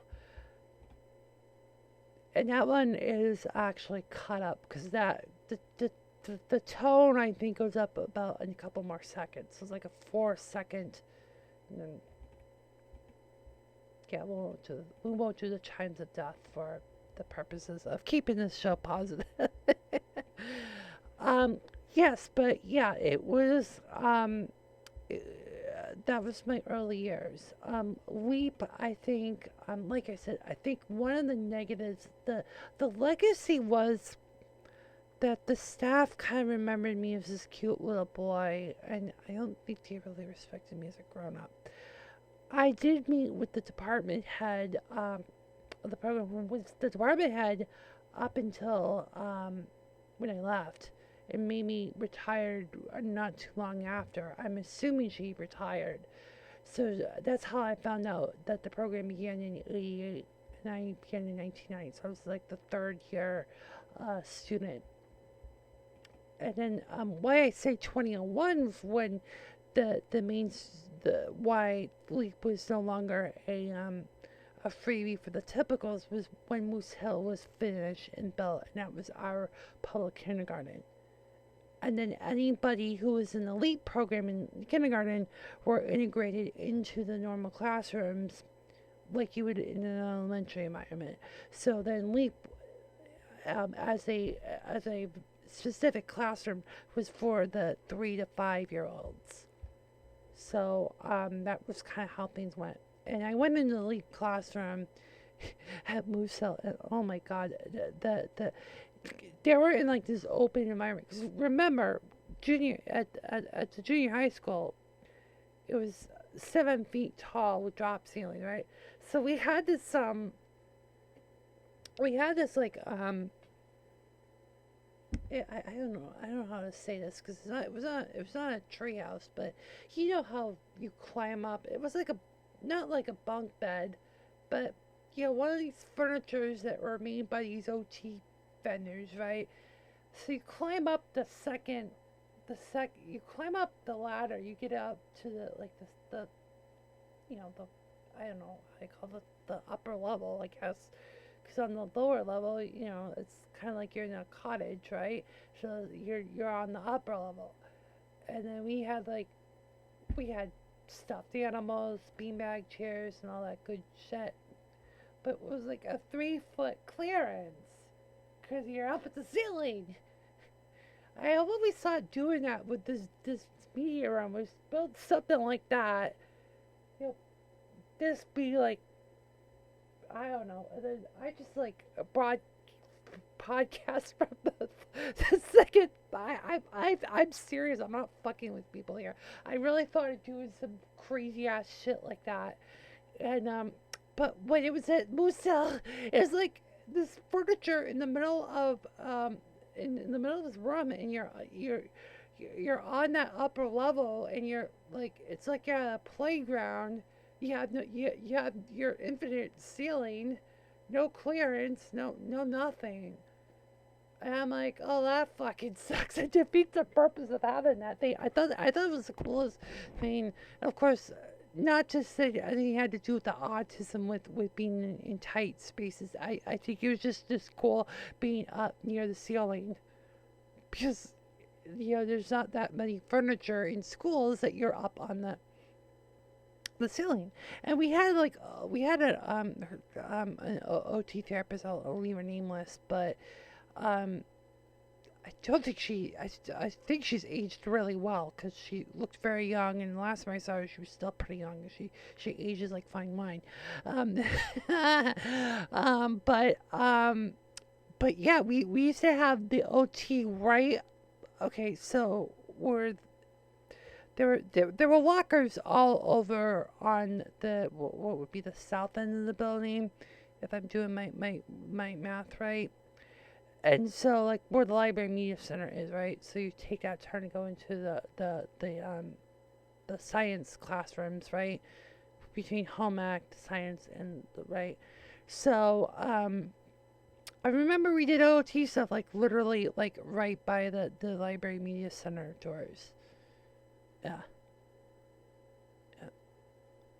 And then there would be sometimes we would be on the second floor, so there's a back stairs that would take you downstairs, right?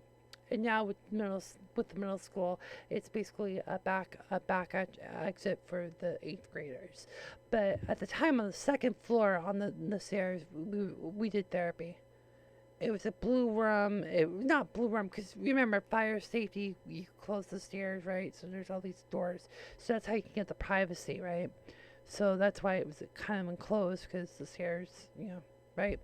So yeah, there's some memories of that too. And it was all one on one, at least in that time. So they kind of, I don't know if we were intruding on the junior high's business, but yeah, we used a lot of the space in that building. I don't remember going into the gymnasium as a student. Because we did a lot of outdoor stuff. We did a lot of outdoor stuff when the weather was nice. I have pictures of that, to be direct. we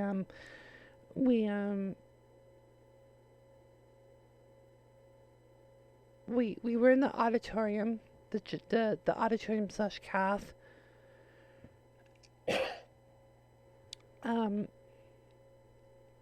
and I remember the scenes, like it's always like I learned how to like talk. Public speaking was in the auditorium because we had the PA on. And one time I went into the auditorium, the cafeteria slash auditorium, and just accidentally not realizing that I'm not supposed to talk when there's students having lunch, and I had the mic was open, and I talked gibberish, I guess, and I remember the therapist kind of redirecting me, not in a bad way, but it's those memories, kids. Those memories, the good old days. I miss them. That's why I talk about them. And again, it's like I said, this is gonna get really bitter as time goes on. But I guess to close up the whole leap experience, I think what the takeaway was the place had a lot of happy memories, but the typical peers, I think, got away with a lot where the parents didn't have to pay virtually anything. And what did the peers get from the experience at Leap? I think you know the answer to that question, and I think that's how I'm gonna end it there. It should be a learning lesson to people who are still in schools where there's no kindergarten. Excuse me for typicals, but you should think twice. about that. All right, I'm gonna come up next, and then I'm going to show you some latest things I got in the last few months, and actually talk to you about a little trick that I did. In fact, I can't reproduce it now because I kind of butchered it, but I'll talk to you about it after the break.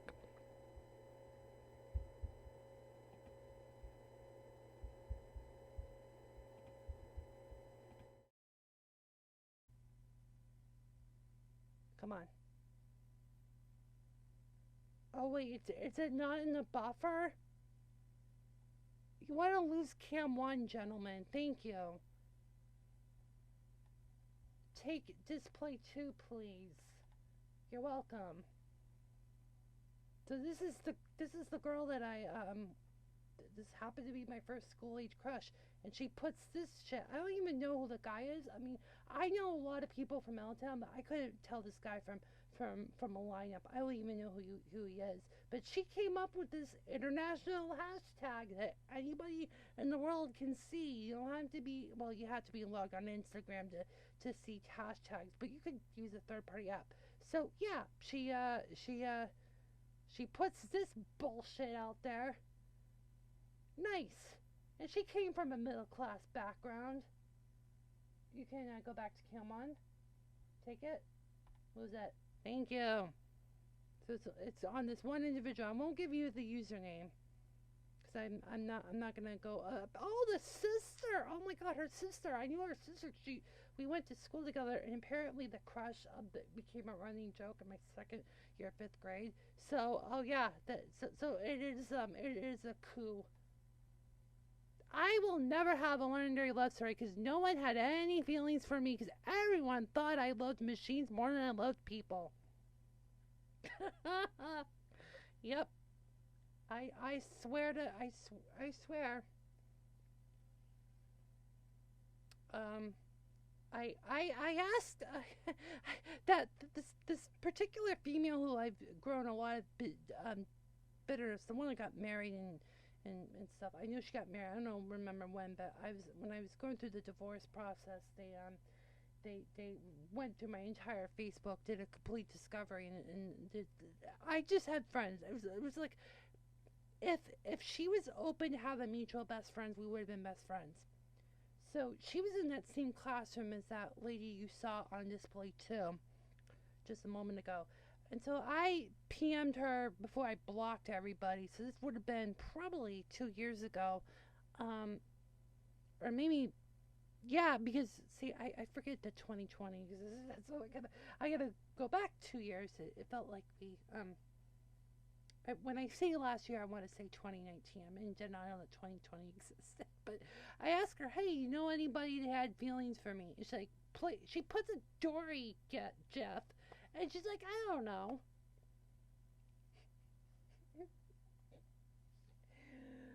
Oh my God. So apparently, let me put it this way: that Dory Jeff, I don't know. It's 20 years ago. Oh God, she was sending my PMs like machine guns. She couldn't package her thoughts in one. She couldn't do a VoIP chat at all. She couldn't figure it out. She's fucking 33, 32. Couldn't figure out how to do a video chat. She only did it once. That 147-page discovery of communications, that was on that one individual. And so I learned the hard way that it was actually around Valentine's Day of 2019 I learned that I was fucked from day one. I was screwed over. That I was broken goods before I left South School. I was broken goods. I was already fucked. I was already getting labeled by the labelers that I can't do anything because of my autism. I never used the disorder as my excuse, but those fucking hacks. Okay, I had a case manager at South who was just a far left bitch. Let's do 60,000 times 18. I don't know how many years she was.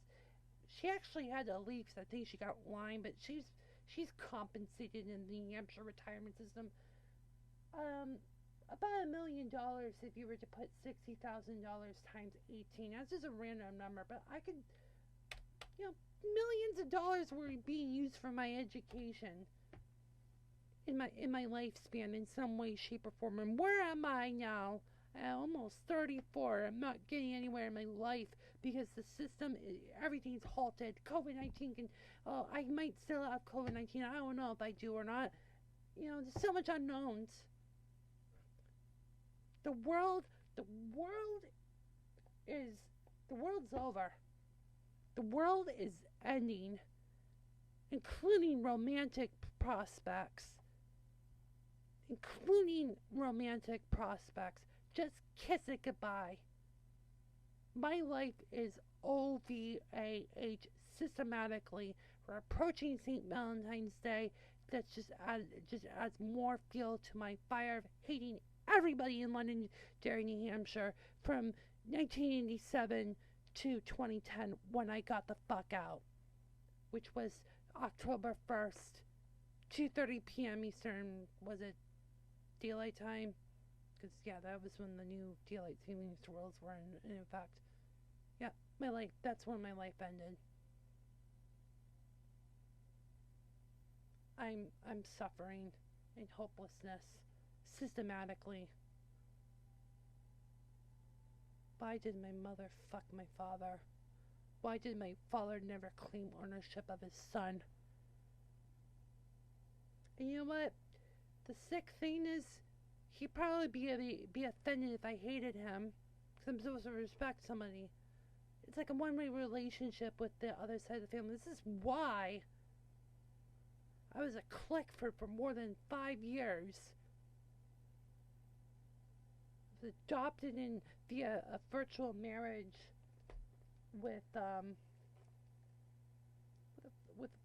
loving family. And it broke up because my mother just couldn't accept them. Let's start again.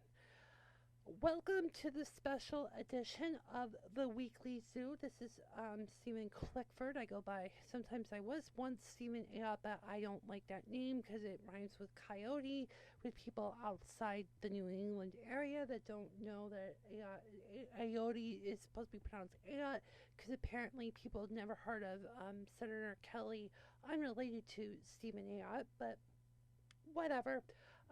Was once a Clickford, will always be a Clickford, even if there isn't a Clickford in my life. But since September of 2020, in the midst of COVID-19, trying to have a community support in my life of friends that I thought were friends when I grew up in Londonderry. I saw the true colors of being exploited by rich Caucasian people, and I will always hope harm on them. I hope they go to hell. They are Satan. They were basically they weren't creations of God. They are godless jerks, including the head of the Londonderry School District. Now, the theme of this program, this podcast, is it's more a massaged version of a live stream on the Weekly Zoo. But from all intents and purposes, it's the people and individuals that make things deplorable. However, sometimes institutions like school districts would do that. And I had talked about the Londonderry School District, but I did it on very fringy portals like MySpace and Facebook Notes. You don't normally talk about deep issues on those platforms. But now, 10 years later after I moved, I really realized that I didn't give enough bashing to Londonderry like I should have. I really should go full frontal and kick these people in the nuts through my words and in this podcast, and to see how deplorable these people really are.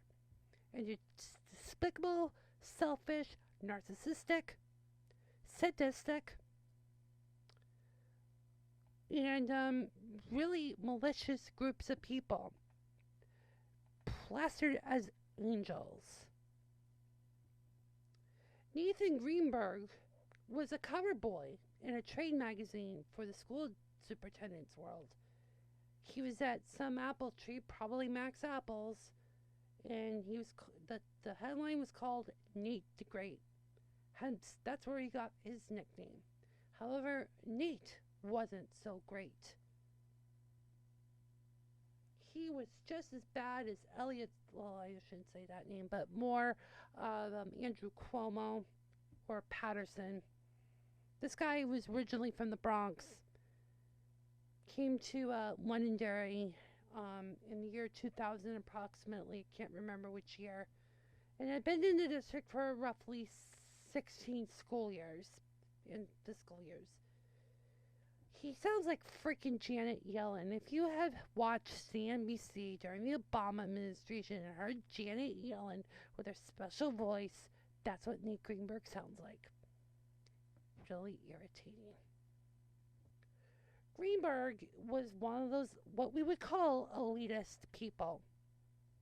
He took probably about $1 million to $2 million in 2021 dollars with his ridiculous salary at the school district. Lived in a house, according to town property data, valued at $300,000. About the time when I moved out. Don't know if it went up or down. At least he lived in Londonderry. Give him credit. He really cared about the school district, but only the people that went to his district. Anyone that was classified out of district was out of his mind, including the people that worked below him. Prior to his arrival at the Londonderry School District, people that were out of district for very extreme reasons that were out of individuals' control. The person that was running the special ed department was the one that would go to the out-of-district programming. That might be miles, could be tens of miles, it could be another county or two, but they went. But things changed. The school district wanted to be more efficient, so they split the roles between a district-wide special ed pupil services manager, and then there was a coordinator.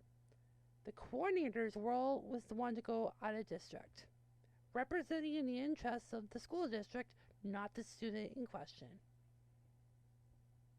I was in high school when all this change happened. I started high school in the fall of 2002. And I really learned early on that I felt like an outsider. I lived in Londonderry. I spent a lot of time at home in my hometown, but just not in my schools. I was commuting to Massachusetts and the far end of Rockingham County, of which the people on the other end of Rockingham County didn't know what part of the planet I was in. I felt so isolated. None of the people really knew much about Londonderry. All I knew was the seacoast world. You know, this divisiveness of New Hampshire and turf wars has always been this way. It's deplorable. At some point, we'll talk about Seacoast Learning Collaborative, that corrupt company, which is it's a for-profit entity for all intents and purposes. It was a parochial school. I hated private school. You're treated like a prisoner when you go to a parochial school in New Hampshire. I would assume the same thing if you went to a Catholic school because they're really strict. So, for those 6 years, from year 2002 to 2008, I was out of district. There were, and I'm going to be really honest, I had thought of going back to the district, and I was a flip-flopper. But I'm glad I didn't make those decisions because those peers would have been really traumatic socially. I needed to be out of the typical environment. I had a sense that these people were bad. I called my peers young punks. But that's a whole nother discussion. I talked about it in the pre-show, the hour-long pre-show. But Nate Greenberg was also a man who we need to be really aware of what he did. This guy wasn't just a cover boy in a trade magazine. He was a man who exploited laws in the state of New Hampshire to protect towns smaller than Londonderry, New Hampshire's population. And he exploited it to the fullest extent. He took it to the New Hampshire Supreme Judicial Court. And he won in the various suits to claim of adequate education. Greenberg was basically a salesman working for the Londonderry School District. Not only that, he was abusing the cable franchise agreement with Adelphia and later Comcast. The rules in the franchise agreement is not to be using the educational access channel to put opinions or what I would argue was commercial programming. The Londonderry School District School Board was corrupt as fuck. And to deny it means that you're in it. Or you have people that you care, you want to cover their ass. The school board meetings really from my early adult years went for about 2.5 hours. A town government meeting was often twice as long, especially during budget seasons, really from the end of October to February when you would go to town meetings. That's when Londonderry still had the town meeting on the town side. A lot of the school board members were laughing. It was like a sitcom on those off Monday nights or Thursday nights, I forget, because I lived in this other town. I probably conflating the two towns, but it was like a sitcom. One member would make a worldwide joke, and the whole room would go to 60 decibel off. The mixer probably broke a few times for the Londonderry Access Center because they were so fucking loud with their laughter. Drunk on their own laughter, mind you. If laughter was a substance. The school board literally acted like a board of directors, literally okaying everything that executive management proposed. No questions asked. Coincidentally, RSA 91A was never compliant at the Londonderry School District at the time as I was a student and a resident. They would try to avoid using RSA 91A and play the confidentiality card. Now, I want to be really clear. Confidentiality is very important. Students' grades should not be public. Students' special ed funding that has an identifiable information should be redacted, but everything else that regards to public tax dollars should be public information. The school's budget was thicker than the town budget, ironically. The books were in binders, in 2-inch binders if I'm not mistaken, and they averaged 1,000 pages. Now, in their defense, the budget books were very comprehensive. But those are budgets. Those aren't actual expenditures. That goes into your annual report that you go with your accounting firm. Now, the Londonderry School District, when I was a student and an early adult, which meant that I was no longer in the district, so this would have been 21 to 23, used the federal government, the GAO, the Government Accountability Office standards. But by this point, Enron happened. You had reforms on public and private sectors to use the generally acceptable accounting practices, or GAAP. The school district didn't use GAAP until probably recently. I'm not sure if they do or not. But there's another level of accounting, because I'm kind of geeking out on municipal government, but there's also the Comprehensive Annual Financial Report, or CAFRs. Now, these documents are about 100 pages, maybe 200 if you count the CAFRs, and they're really thick. But it's basically Excel sheets printed out with balance sheets of the school government. Because in New Hampshire, we have equal separation of power laws, which means the town council can't run the water district can't tell the teachers what they can do, and the library is supposed to be a firewall in terms of governance, even though they're a town agency or city for that matter. So for the Londonderry, the average Londonderry resident thought that when they write their checks every 6 months, it was going to one body. But under the state law, the town government's tax collector acts as the collections agency to receive that tax dollars and give a full check to the school district. Think of the town's tax department as really like a large scale visa for two customers, the town and the credits, right? Think of it that way. But they had to explain it that way to people that were making more than $200,000 working 40 miles away out of state most nights, and they just couldn't have the time to understand municipal government. Don't get me started with those people. But that's the real world for you. So CAFRs and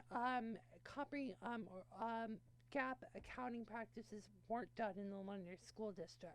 So you didn't know where your $70 million was going to. Now, Londonderry wasn't asking $70 million of the town. They got subsidies from the state and federal. But they got a lot of money from the state, and it goes back to that adequate education that Nathan Greenberg exploited. I was at South Londonderry School, when the whole Claremont thing happened. Governor Jean Shaheen at the time introduced her reform as the ABC plan.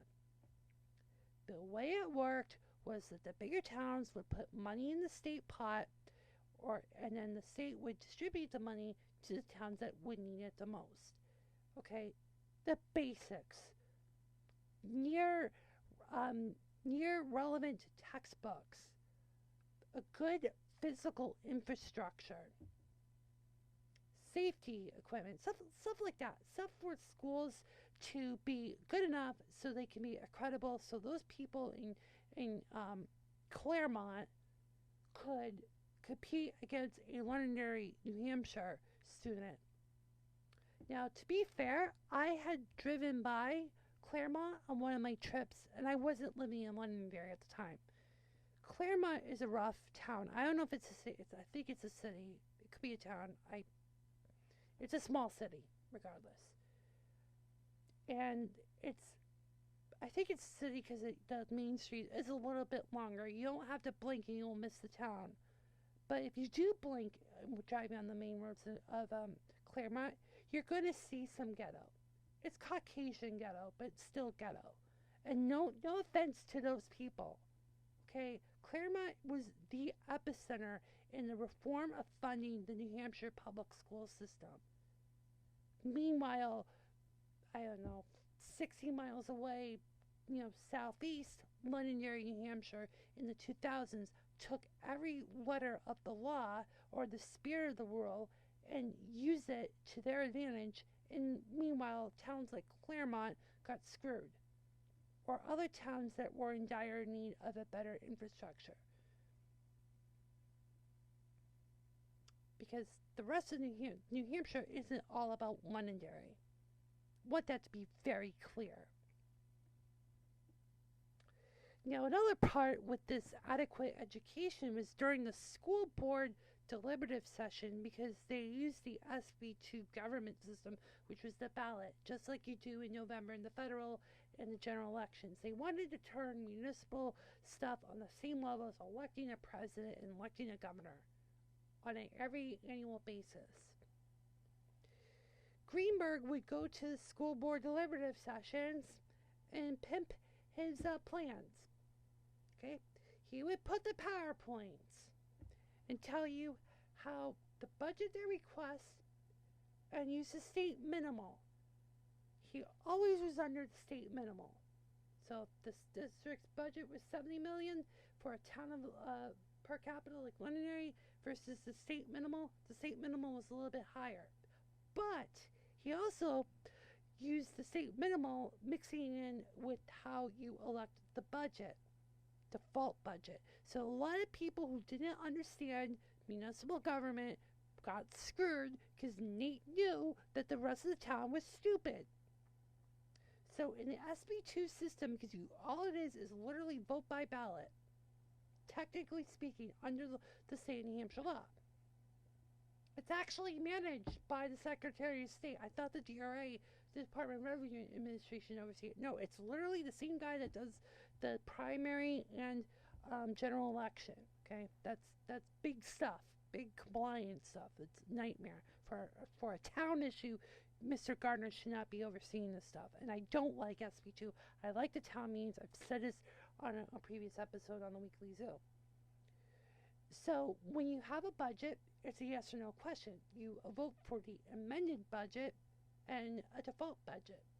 A default budget means it's literally the same budget as the previous year, plus all commitments to unions and leases and other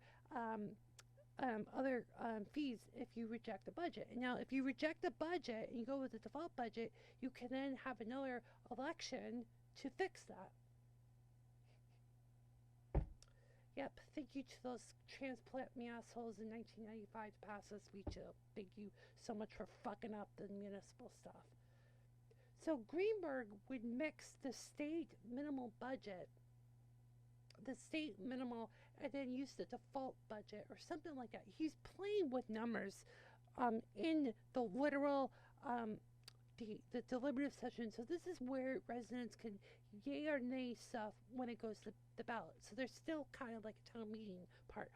But Nate the Not So Great used another way to circumvent voters. Again, remember, this is overseen by the Secretary of State. There was a quorum put by Mr. Greenberg to prevent the minority of the evil conservatives that wanted to take down the school district, allegedly speaking. Now, logically speaking, the deliberative session is not really the board. The board is not doing anything at this point. The citizens are basically the board. So theoretically, you want to make sure you have enough people to make a quorum to make a decision, like you would do in a board meeting. There are some towns in New Hampshire where there's 3-member boards. If a member can't make it to the meeting has to be canceled because you don't have a quorum. Again, there's more to New Hampshire than Londonderry. So, the way the problem was that was illegal, and it was brought to the court, and the court didn't see anything wrong with it. Wonder how much money Londonderry paid the judge to favor them, or found a judge in Rockingham County in the state of New Hampshire to get what he wanted. And his legal people got everything. This guy was a spoiled, rotten brat, making almost $1 million in his career at the Londonderry School District in New Hampshire. This guy was a fucking crook. And it's unbelievable what he did and how he would use the law to his advantage and disadvantage people who were critical of the school district. And they were not allowed to speak. Meanwhile, low information voters thought that the way to make change was to put everything through a ballot. SB2 neutralized the idea of communal democracy, which meant, I understand it's 200 years old and it's dated and all that, but again, with COVID-19, it's probably going to kill the traditional town meeting, which really sucks.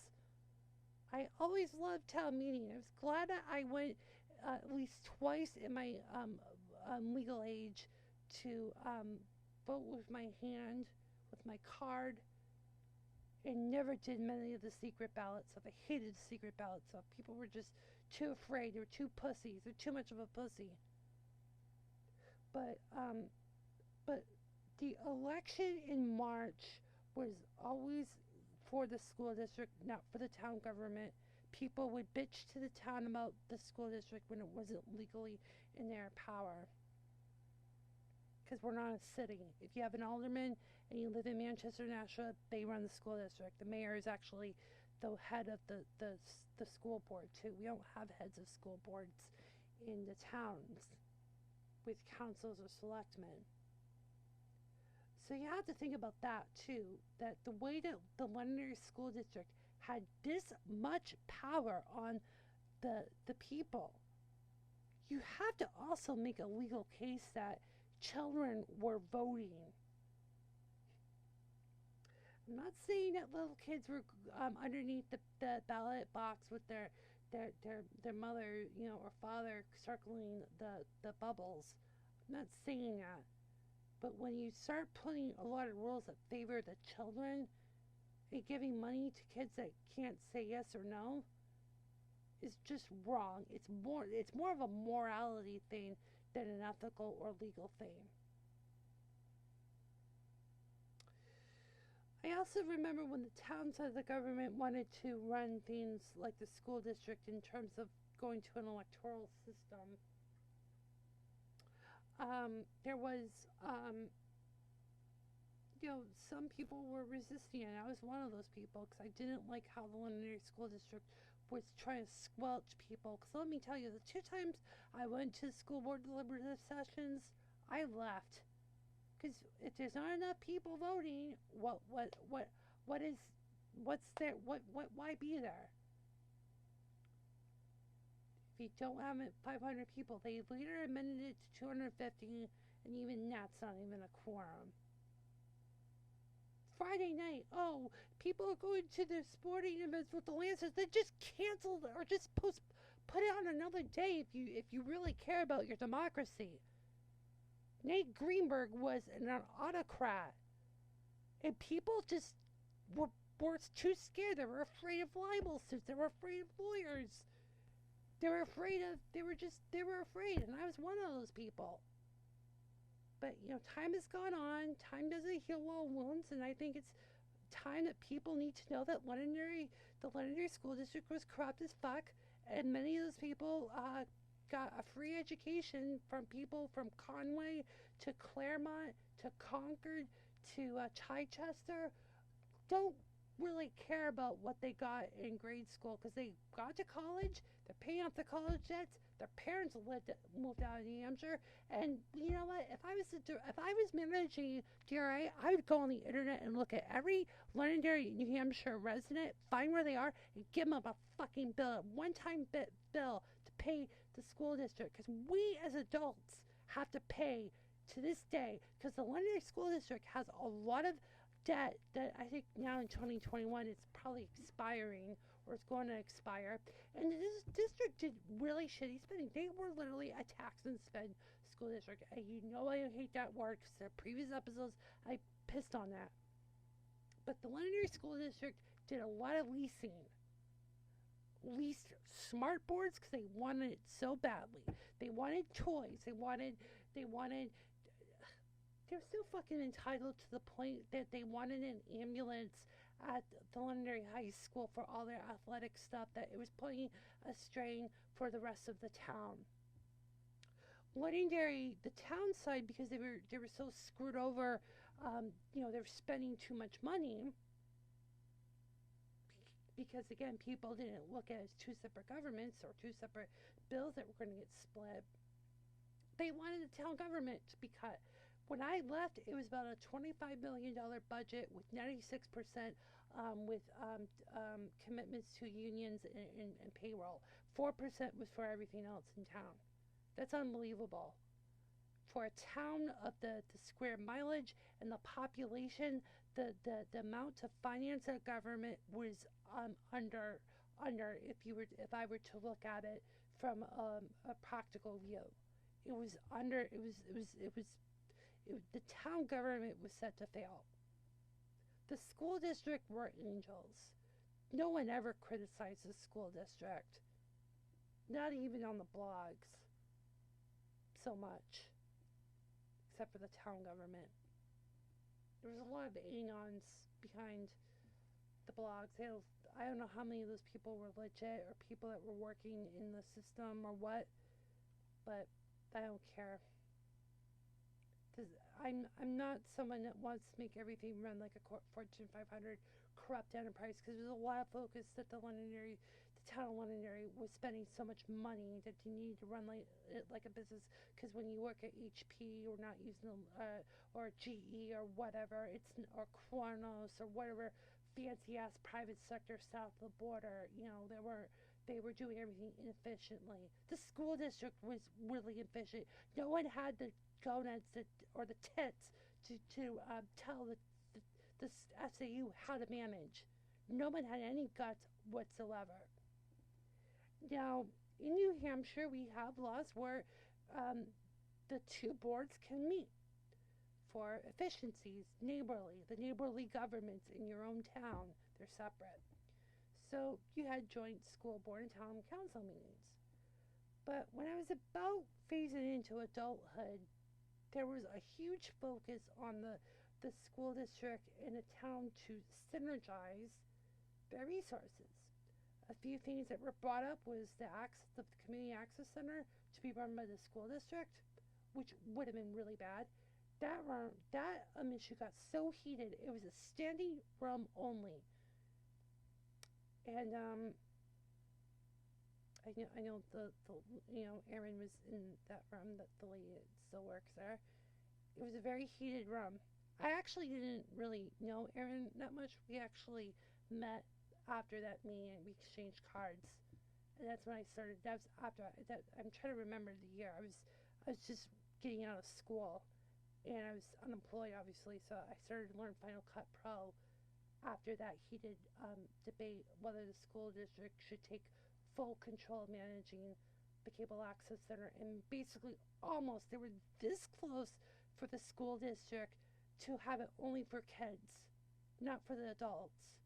Nate Greenberg he didn't say it, but he said, everyone's got handy cams, everyone's on YouTube, we don't need the LAC. Again, I came from a low middle class family. I had just bought my first modern Mac, a MacBook, the low end MacBook, the second gen Intel MacBook. Yeah, it had a FireWire port. Couldn't really do much beyond iMovie, which would have been and I didn't have a video camera. I just got a digital camera. Okay, it was a techie, but it was almost in a professional sense. So that was what Nate Greenberg was saying. He was thinking in the future you don't need an access center, but look at what YouTube is today.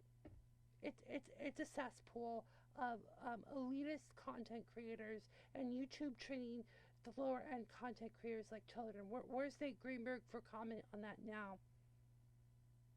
We need public access facilities more than ever, and the FCC favored Comcast and these other companies because they were using the franchise fees to finance the town governments.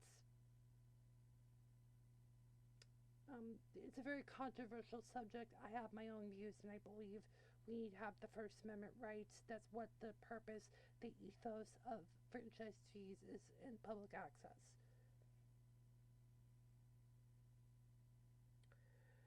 In fact, the chairman of the town council left.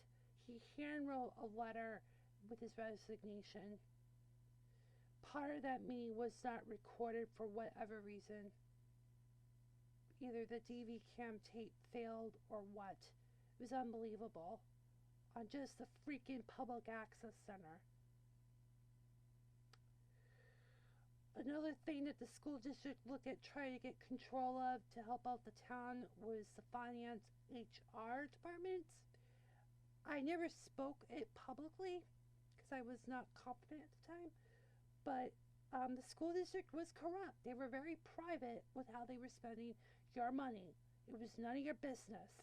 You couldn't even go to the school district office to be someone that you knew for many years for security reasons, privacy reasons. It's a fucking public building. This is not a federal office. It's a municipal building, and to keep people out you're hiding something.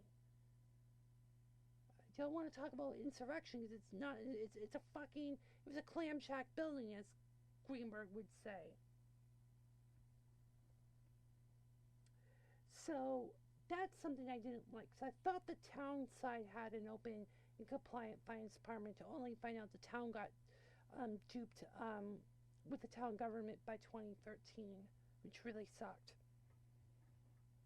But I didn't want the school district to be a virus in replicating on the town government in the town hall we had just built just a few years before in 2005. IT, no. The school district didn't like them. And there were other things that I understood. It was co-op, trying to reduce the administrative cost for the salaries and the unionization and all that good stuff. I just didn't want the London School District that almost worked like a private company running the school and run it very corrupt, because that was what Nate Greenberg's legacy is. He was he was so corrupt. I didn't know how he could put on his trousers without a corkscrew. He was very, very, very, very corrupt, and you cannot discount that. That guy was corrupt. And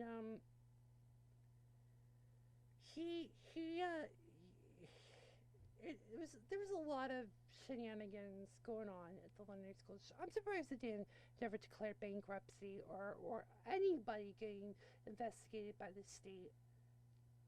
I mean, it's when you're a whistleblower, your life is on the line. You can actually be prosecuted for blowing the whistle. You have to just say it on the interwebs. I was not a happy student at the London School District. I had threatened legal action, which was just words, but I learned that words do have meaning. President Trump should be aware of that.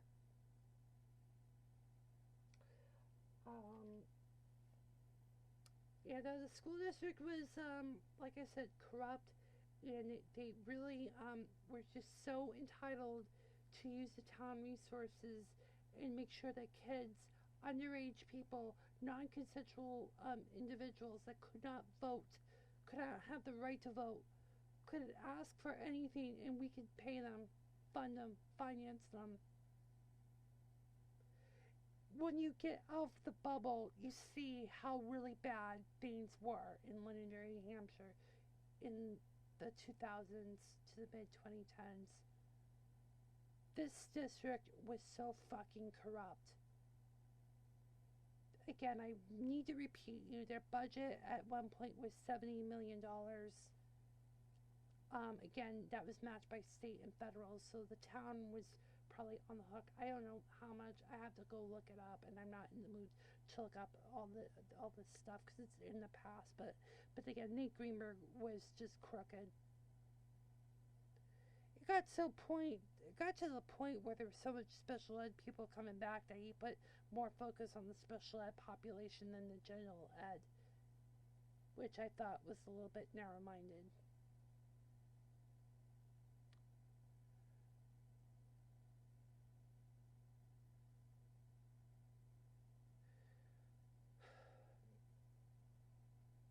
But I was invested there, and I felt I was robbed. I got more. The reason why I got involved in the system, because I had a natural interest in local government, but also I was a student for part of that time and a legal individual. And when you mix and being in injustice with the public school system as an adult, aging out of the system by 3 more years, you start to act more like a resident than you are of a student. And I did not like how the school district was running. I did not like how they were running it. They were corrupt as fuck. And they had no shame. When I left in 2010, the school board meetings were no different when I was living there. 2 hours or less. Laughter is the best medicine. No public questions. I do think that people did discuss it in private or via email, which is pursuant to RSA 91A. And in fact, somebody violated RSA 91A by accident, Because if you send an email to a school district owned domain and you are a board member and you carbon copy multiple individuals that meet the quorum, even if it's an email, it's considered a meeting. And according to RSA 91A, that's pursuant to public information. The school district has an obligation to share that conversation. I have not looked at RSA 91A in recent months or years, but I used to know the law literally from front to back. One of the few autistic traits I have, because I thought RSA 91A was the most important law for democracy in the state of New Hampshire, especially in an electronic age where everyone's emailing. And that's where I had feared that a lot of the business and a lot of the critical questions and critical decisions were done over the phone or done through voicemail or things that they would circumvent RSA 91A to the most, to anything to their advantage. There's one other thing about Nate Greenberg that he did. He got rid of the trades. Alvern is the only school in that area that does trade schools. In fact, to the point Londonderry would transport students to Alvern. Nathan Greenberg believed in the knowledge worker economy and got rid of all the jobs, all the woodworking stuff, the home ec stuff. So most of my peers don't know how to sew. Most of my peers are going out and eating and getting drunk out in public. They don't know how to build stuff. All I know is all these fancy abstract shit. So we had roughly 4,500, 4,000, 3,800, whatever. Because it depends on what year you want to consider the first millennials and when Nate got in his grubby paws and destroyed the school district's ethos. A generation, at least for sure, can't really do anything meaningful because they taught them a lot of advanced thinking skills. Why do you need to go to college? You're already learning college in school. You're just continuing to drain on the resources. Education is a drain on resources. Special education, that's a whole other thing. It should be run more like a welfare system because with the welfare environment, which special ed legally is not, is protected under IDEA, which means they can bullshit you into hopelessness. To put it in simple terms, the IDEA can give you virtually anything you want. Whereas when you go into college or the real world, you're protected under the ADA, where you have to meet reasonable accommodations, and that's how the welfare system theoretically works. Okay, so the IDEA is the worst thing to happen in schools, and Londonderry was throwing a lot of resources on IDEA, and these people are like turning into adults, and everything that they had gotten in school won't work in the real world. You can make your own conclusions there.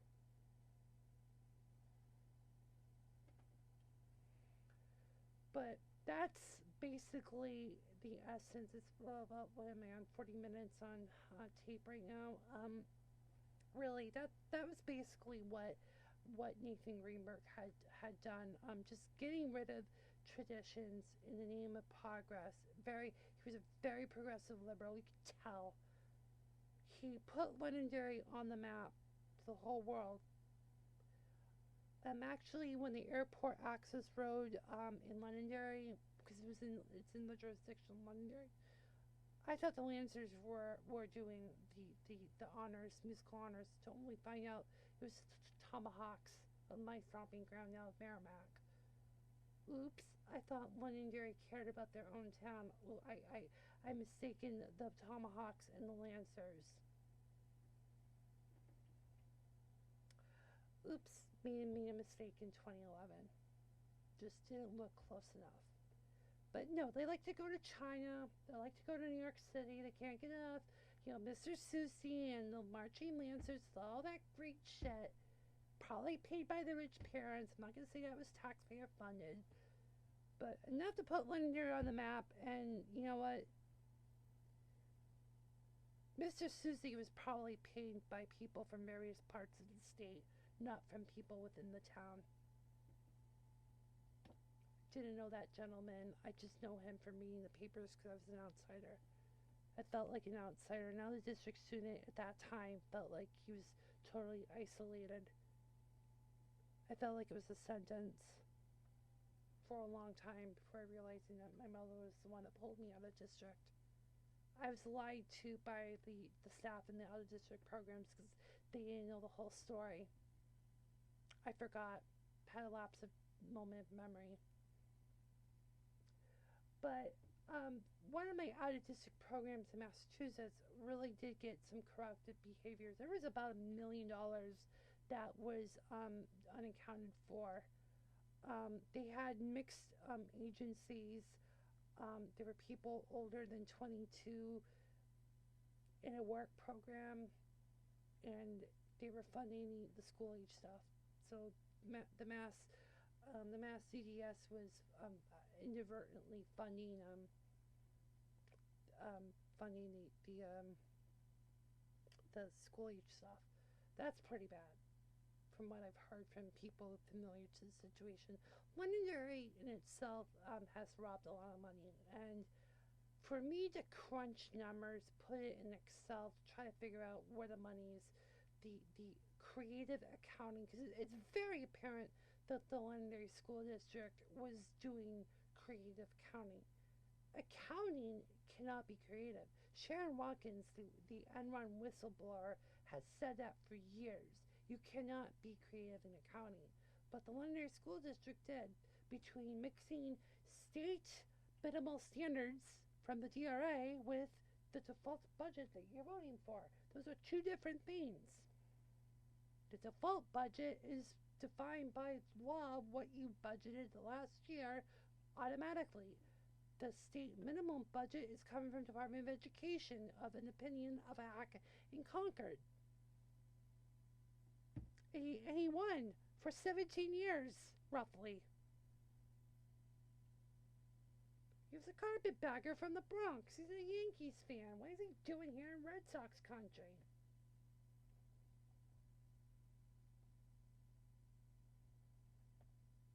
But yes, I felt like a low-class citizen.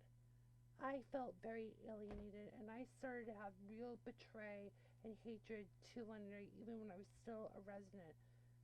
I lived there for 23 years, longer than my peers. I actually lived there longer than my peers. And I was loyal to a town that wasn't loyal to me. My peers didn't really care for anything other than apple orchards or any other like social. There wasn't a lot of social gathering in Londonderry except for like the old home day parade and shit like that.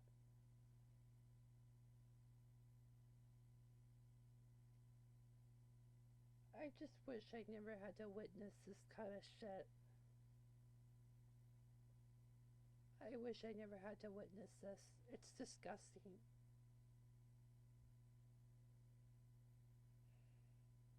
That school district was corrupt as fuck.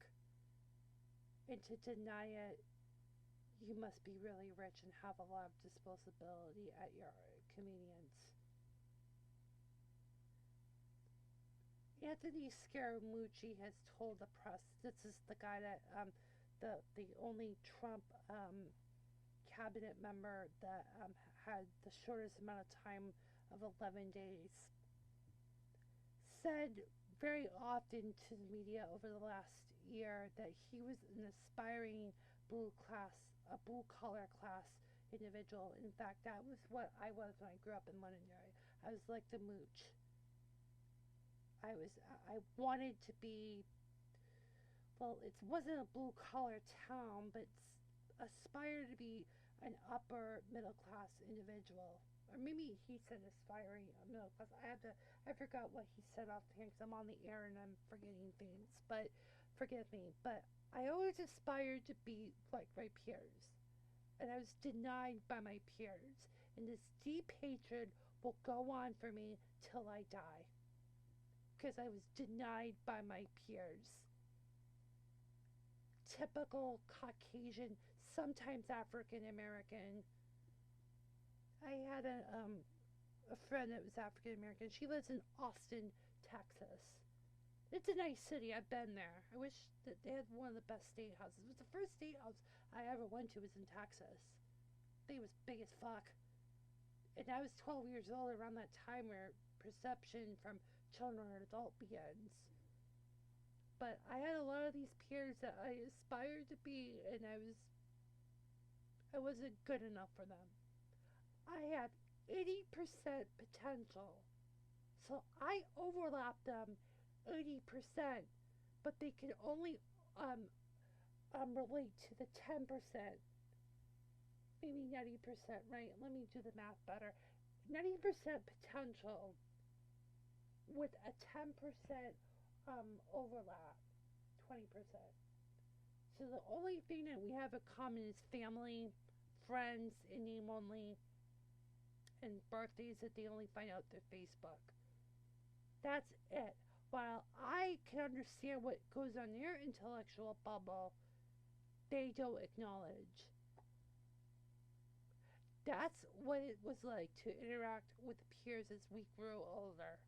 We grew so apart to the point I hate them and I hope they go to hell. And I know that they had done sex and drugs, probably and a lot of alcohol, not rock and roll. Cause one of them liked old rock music. He listened to BCN. So, yeah, they were fucking, fucking around, hoping they can get an STD and drop dead. I wish them on them. I hate them so much. I hate them. And the idea that I don't have any remorse for saying I hate them tells you a lot. Speaking about alt rock music, there's another dirty little secret under Nate Greenberg's leadership of SAU 12 was WLOLP. So the FCC has those educational licenses for those low power FM for community radio stations. So make it easier to not do pirated radio. But it costs money, and it was covering mostly the northern part of town. And there were still a lot of people out of district, and we were denied of those resources. We were denied to go to LHS for any resources. We were turned away. I witnessed it. The middle school is a little bit different, but the high school denied us every way. There was policies, unwritten rules. Could not graduate with my original graduating class, whether it was in 05, 06, or even when I technically graduated in 08. My name and likeness is underneath a text saying, picture not available. Talk about a bitch slap. So, WLOO, how much that costs. And again, you have to look at, again, from a welfare perspective, you can't have too many ritzy stuff, right? When the public is funding you, right? So a lot of the equipment that they had was, I will tell you, there was a Wheatstone console. I looked at some pictures on Twitter, and I fucking hate Wheatstone. I just mentioned that today. I slashed their tires on my Facebook. They're elitist cunts.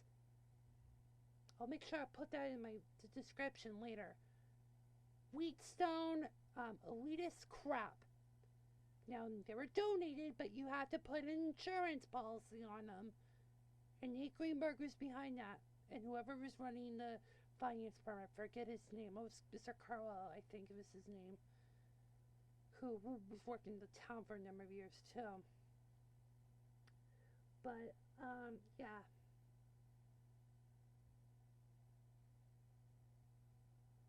They played a lot of rock music, and it was just a very sunny town. They wanted their kids to be affluent. That's what the parents want.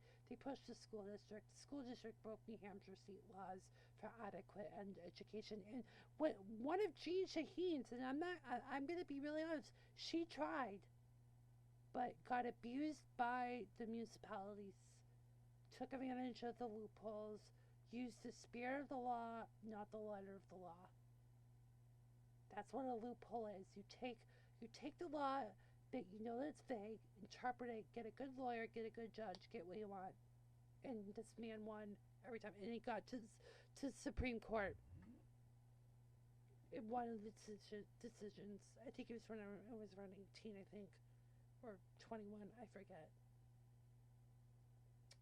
Yep. That's New Hampshire, local New Hampshire poly for you. So that's it. Don't know where Nate Greenberg is. I'm not interested in his whereabouts. I don't care about the Londonderry School District. I'd like to see this school district declare bankruptcy at some point, because at one point they wanted money. They wanted money so bad that they had a low student population because none of the millennials could afford to live in Londonderry. That to the point where they were trying to get Auburn and North Manchester to come to Londonderry High, pay to basically act as a mini Pinkerton, which is a private entity, mind you.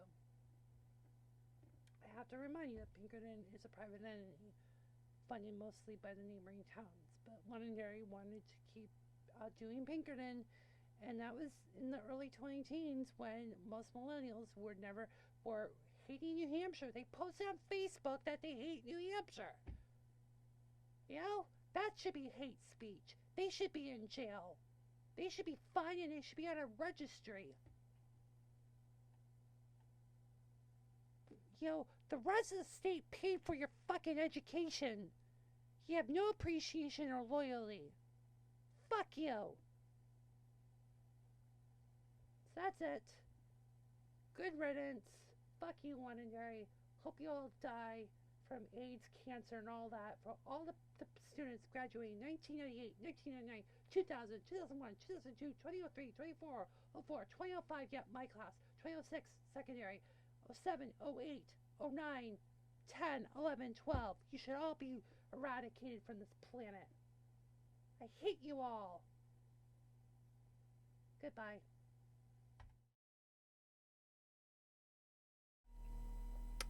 And welcome to this edition of the Weekly Zoo. This is the only podcast or netcast where I don't put show numbers on. It's like, why do I need to know it's episode 3051? To me, that's like discrete metadata. Alright, so on this show I got secret files. Just kidding. It's secret in nature. I'm streaming on my Facebook to my friends only at the moment. Just give you a behind the scenes look at my advanced rig here. Or it looks advanced. Or at least I tried. It's all about the optics. So I thought excuse me, I should hit my cough button on, but the cough button is blocked right now with all my equipment. Basically, I was going to, I'm doing this series called L-Town Exposed, and kind of exposing the cultural world of where I grew up from the mid to late 90s to the late 2010s. Particularly when any millennial came to age. Let me put this in the simplest form. My paternal aunt had her 30th anniversary because she graduated at Londonderry High in 1989. There isn't any reunions. Did I say reunions? I meant to say 30th anniversary reunion of the class of 89 was 2 years ago, I think. And you don't see any of that in my age group because they use this app called Facebook. I'm not saying that reunions are a good thing or a bad thing. It depends on who's if there's a lot of clicks or what. But growing up as a millennial in New Hampshire and living here as a millennial with a mix of Gen X and X and Z, Diane was right. It's kind of like it really is a clusterfuck. So I want to talk about a very a heated and deep and controversial subject that Dan Habib wouldn't even touch with a 9-foot pole. Or not even a 9-inch pole. It's about abuse in the school systems here, and just to put this in perspective, I was in early education around the time the Laconia State School closed for the adults. So there's 2 types of institutions that close for mental health and people with developmental or physical handicaps, whether it's autism, Downs, you name it, all those types of disabilities. Anyone with a disability, Laconia was the institution. Anyone with like psychiatric conditions was in Concord. There's a facility off Fruit Street, which was the mental hospital. But the mental hospital, where most of the state offices are, so it's off 89, that was a psych ward. And then Laconia was like a school for these people that were chronically, they were adults. And from my understanding, that might be our backup call center for our 911, if I'm not mistaken. The state still owns that property despite shutting it down, and stuff like that. So I came in the system as things were changing, and you can do Google searches really in the 70s, 80s, and reforms in the 90s with IDEA and things like that. Were really the disability rights movement. People like me who's half-witted would probably cease to exist to most people. That's what you might be hearing this year. I'm not heard any of it, but I'm in my own little bubble now because I really can't stand just talking about it. But so special education is an interesting subject from a historical context. It's there's a lot of stigma because people still make slurs and stuff like that, but there was reforms, but it happened in the last 10 years. So just as I was aging out of the school system, the reform had finally occurred. So some of the things I'm going to tell you tonight is, I'm not going to do a trigger warning, but it's going to make you wonder why I am where I am and how I function the way I function, and things of that nature. There was a lot of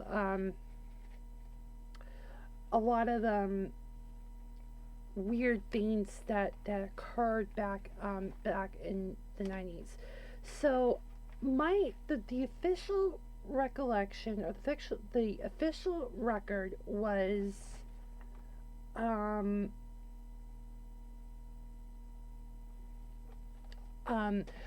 basically where was I'm losing my train of thought tonight. It's I gotta cut this out. This is what happens. The audio will be easier to cut out. So what happened was, in the end of 1999, basically I started, the official record was that my mom pulled me out of a really bad transition. I've already discussed that. But what happened was, it was a few weeks I was taken out of the program. I think it was like the week before Thanksgiving, so it wasn't even relatively that long. But it was for a while I was out of the program before they brought me in.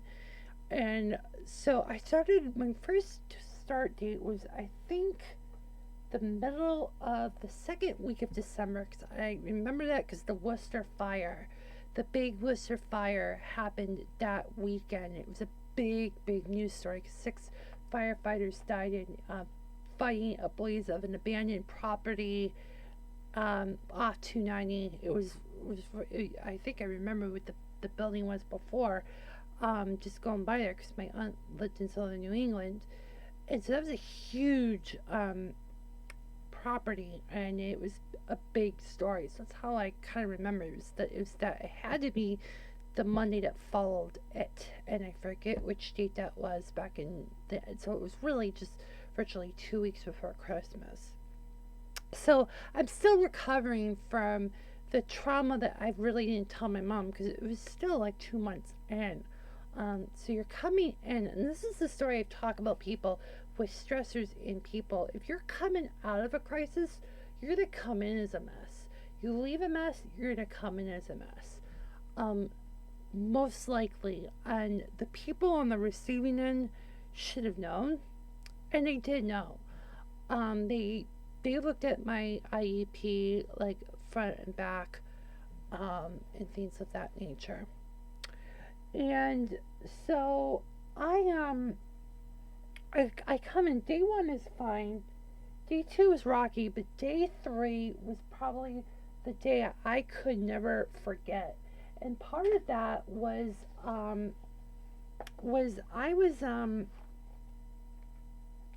don't even remember what time it was. I think it wasn't even it wasn't even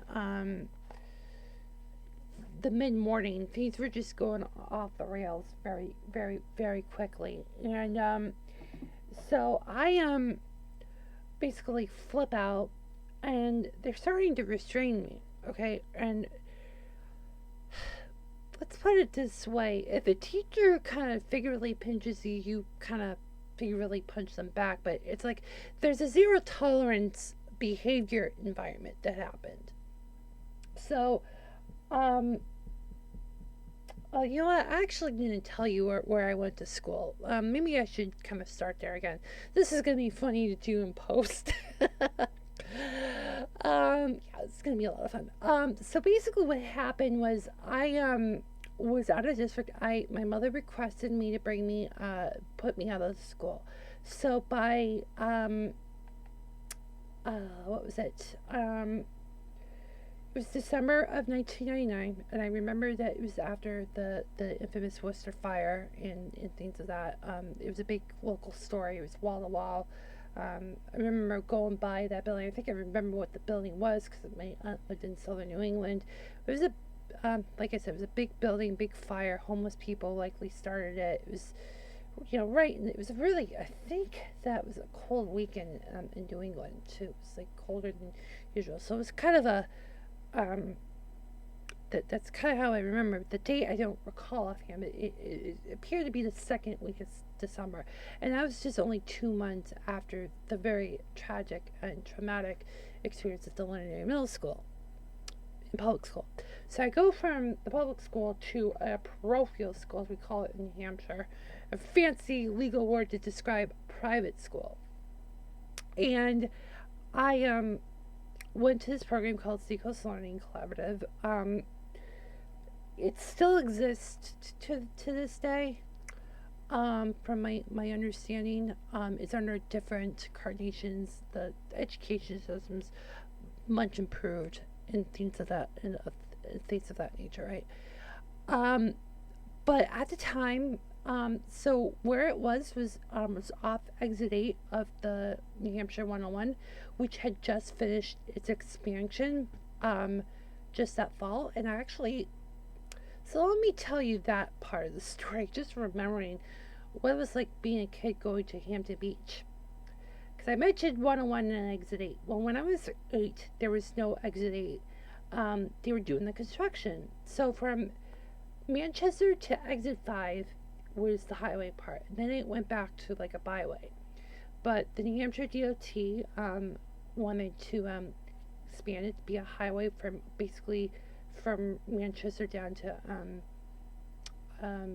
Hampton. Like, not at the beach. It does end a little bit at the town line. But you'll add another like 12 miles of highway, basically. So there was a lot of construction back in the day. And again, getting to Hampton Beach was like a parking lot. And one of the buildings I remember going by was the Castles of Brentwood. Never went in those shops, so basically it's a building of castle facades. There's no second floor.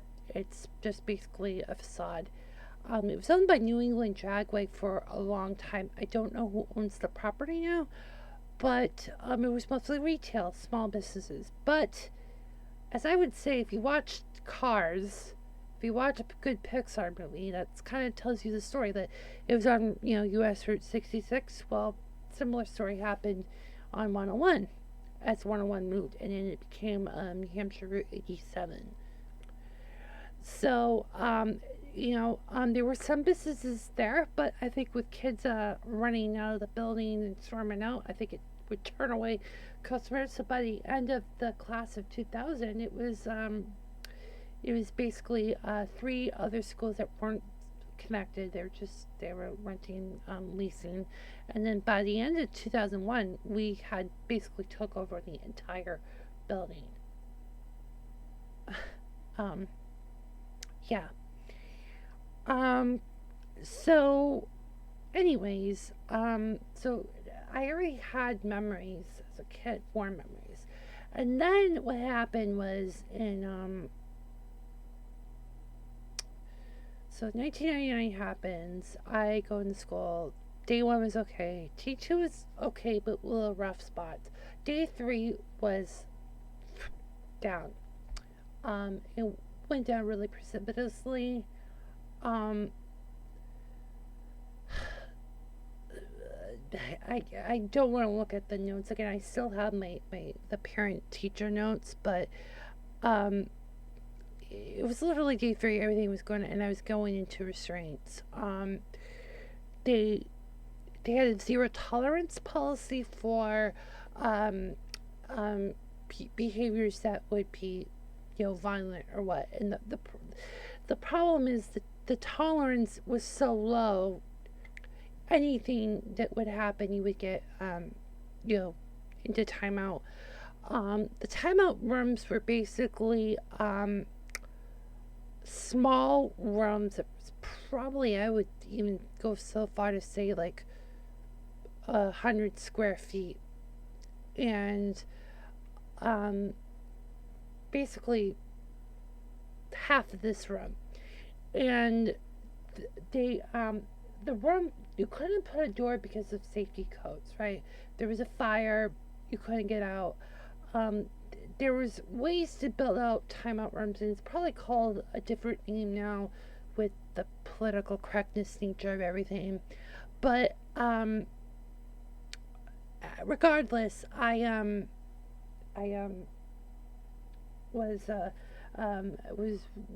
put in these rooms often, and they were building these timeout rooms like I used to say it back in the day, like McDonald's, because there's a period of time that McDonald's was growing, franchises were growing, especially in suburban areas, because where I lived in Londonderry, we were not a suburban town up until the 90s. Like, we didn't have a McDonald's until 1991, but we weren't that far away to Hudson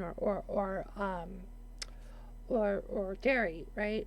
But even in Manchester, they put some in areas where so that's what happened in retail. Retail was expanding. Like, you were like probably 10 miles away to a Radio Shack, but they put one in your town, so it only took you 5 minutes from what used to be 10 miles, 5 minutes. That's kind of what I compare with timeout rooms. They were building them. There were days I would see 2x4 studs and the drywall being put in, and it was like there was timeout in every unit by the time that they had the whole building, and they were still running it, I think, from the New England Dragway. But anyways, fun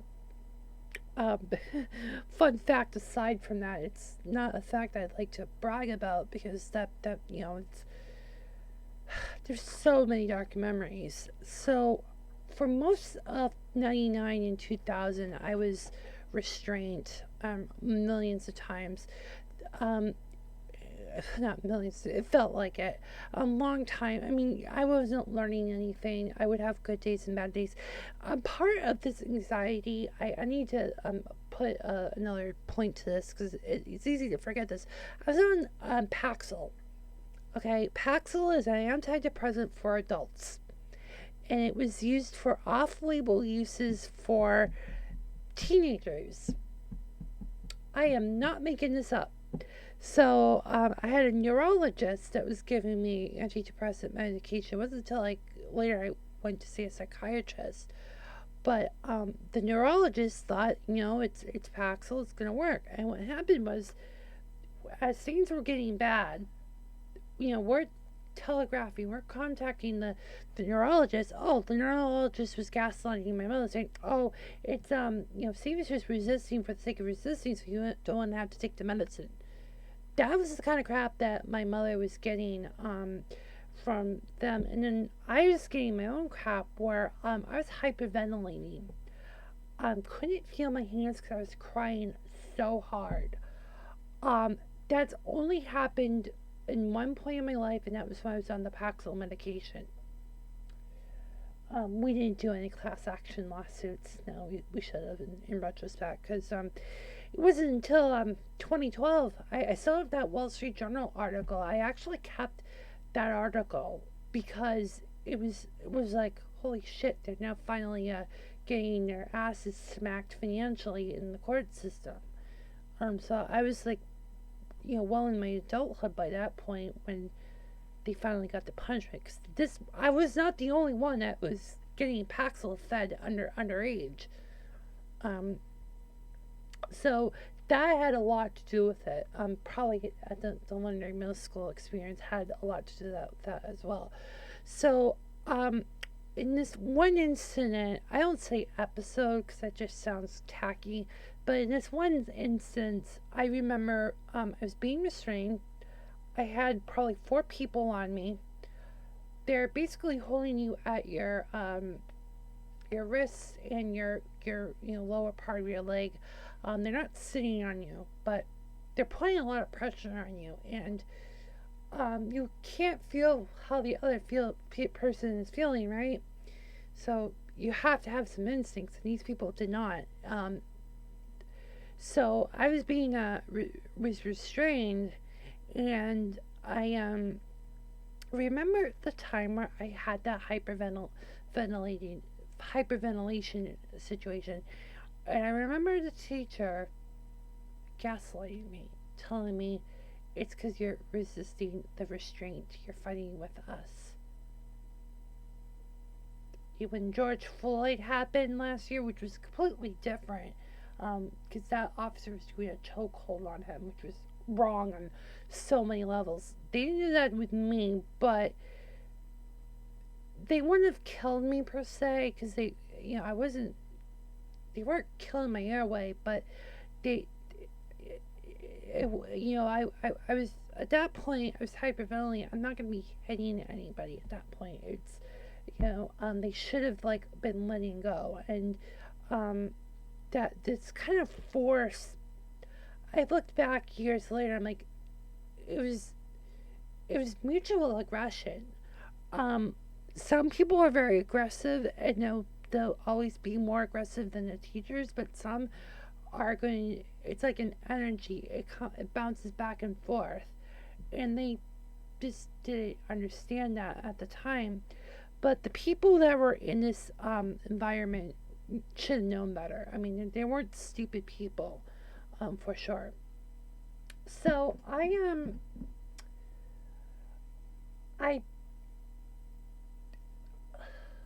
trying to figure the next thing.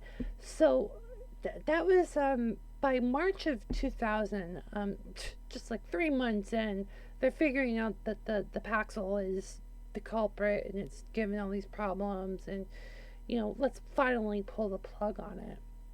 It had actually happened at my psychologist's office, the expert, Miss Bullock, as I like to call her.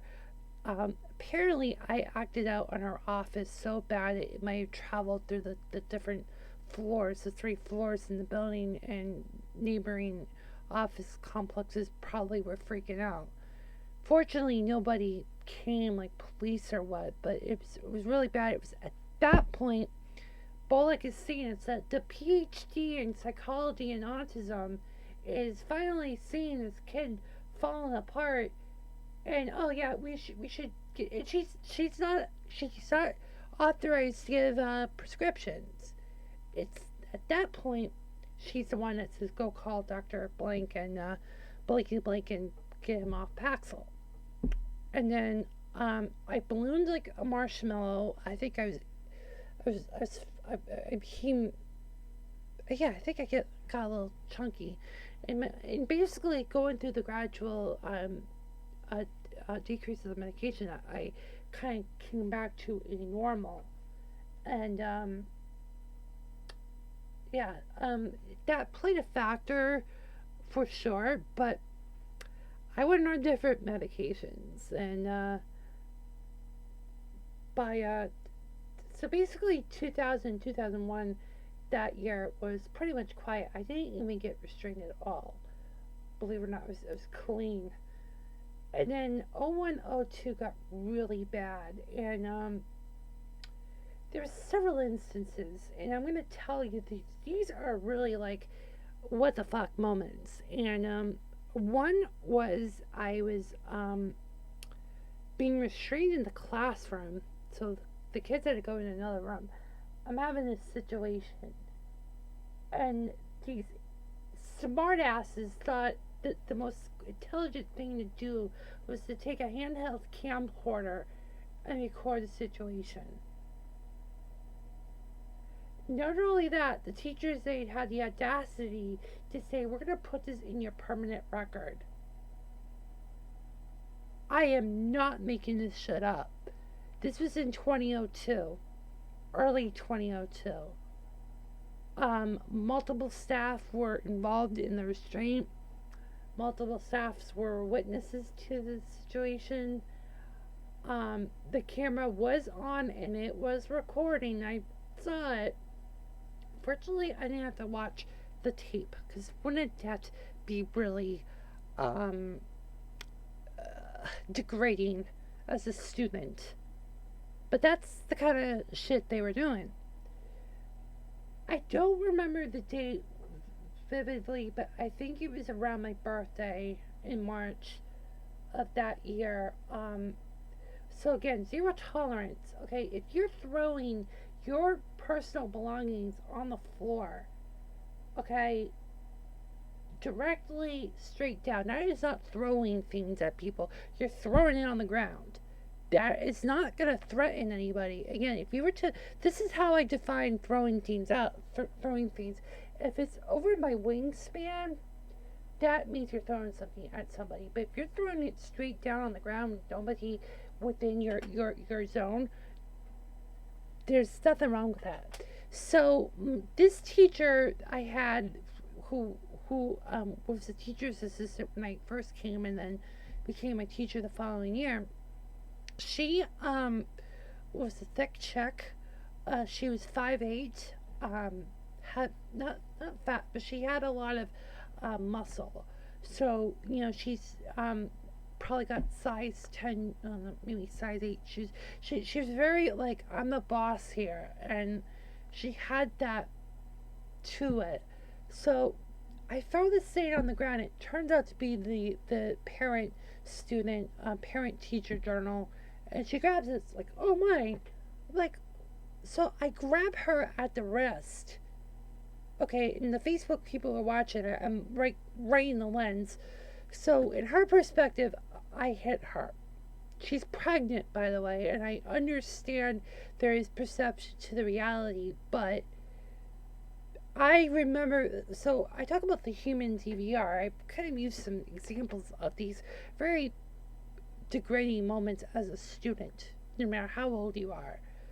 But I remembered that moment very well, and I remembered where my body to her body was relevant to hers.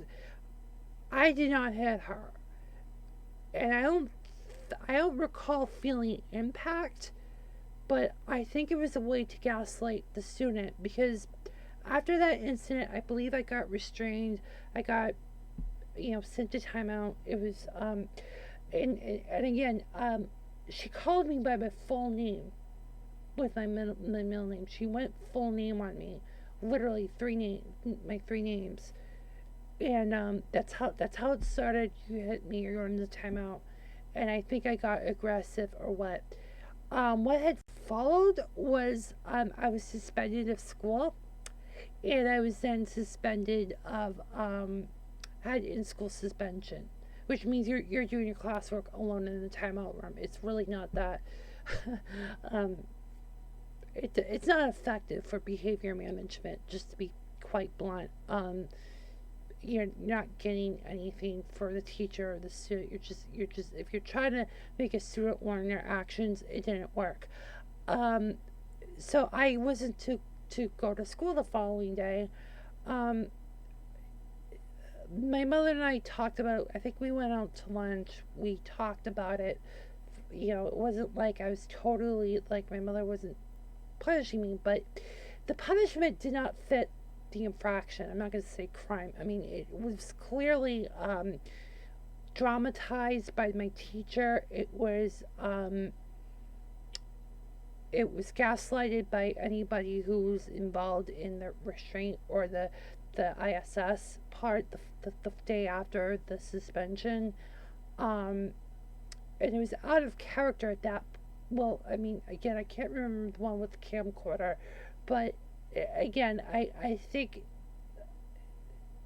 I didn't hit her because it was clear, and I think I said it to people that were not directly involved because the problem is as I'm telling you the story, it's almost like I was a prisoner for 8 hours, 7.5 hours a day, or 8 hours really. If I woke up, bus came around 8, I got home at 4, and 9 to 3, an hour commute. Because remember, I live in Londonderry, which is in Rockingham County. The Seacoast was in the same county too, and I felt I I just felt like it just didn't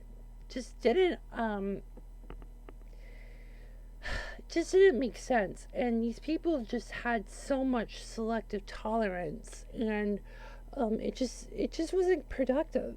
So by June of that year, I finished school there, and I would go to a new program, and I would be in Methuen, Mass for the rest of my school career. But there are just so many things that just happened when I was there. It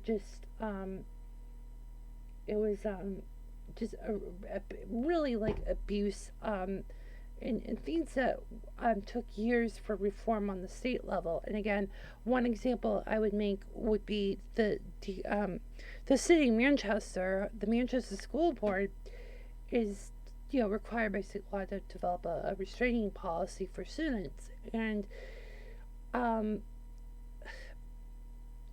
the way I mean, how do you ward restraint is a very difficult thing. So Merrimack had the same problem, probably Londonderry, and so in Manchester, the mayor is a board member. He's I don't know if he's the chairman of the board, but the way it works is the city runs the schools as well. So the mayor is just it's a different governing body, but the city operates it or whatever. So Ted Gassis is board member slash mayor of the school board, and so he's looking at the rules because apparently his vote can count, but he votes against it because he's a conservative. He likes to stand out from not having to be in unanimous mode, and in his mind was teachers can't put hands on their students when they're acted out.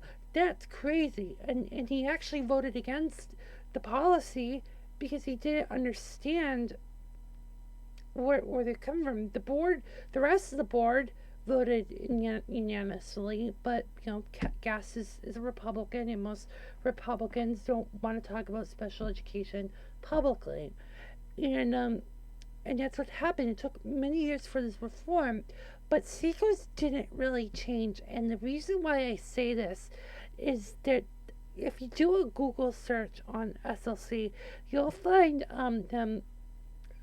Excuse me, an audit with the state's DOE in 2015, and there was some feedback from the parents, and apparently things hadn't changed in 13 years.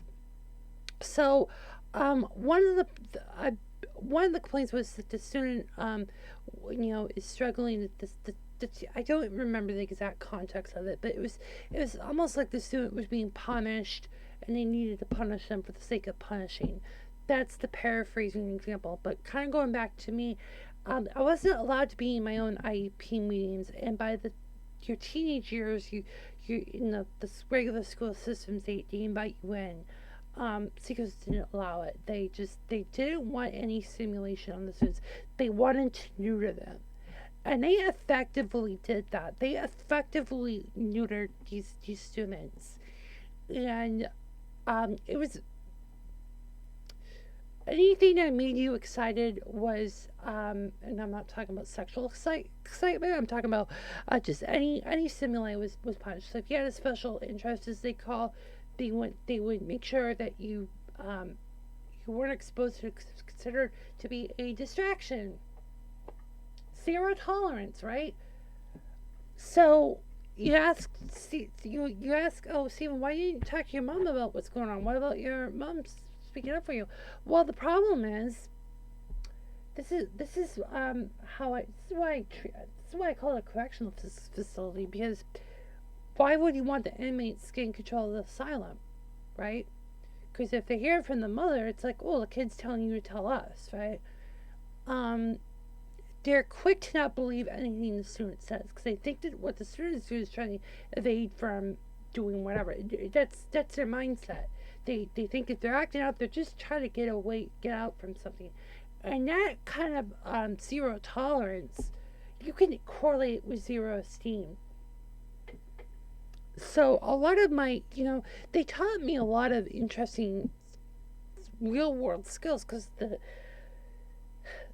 purpose of all this aggressive behavior therapies was so by the time you become an adult, you won't get locked up to jail.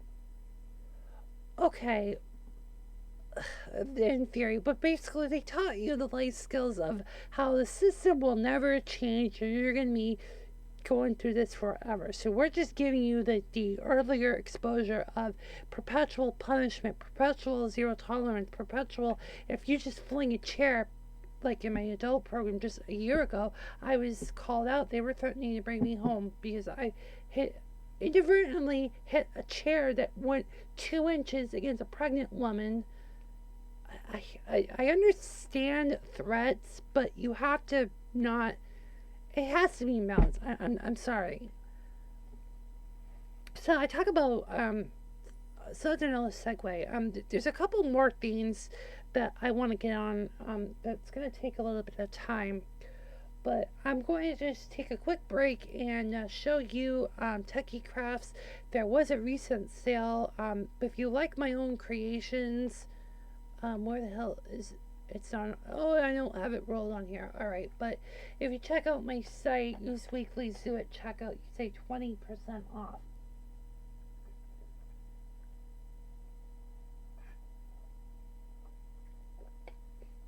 Checked out my entire lemonade.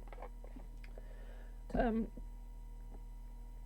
right, so the other thing I wanted to go at is that my critical development was in my teenage years.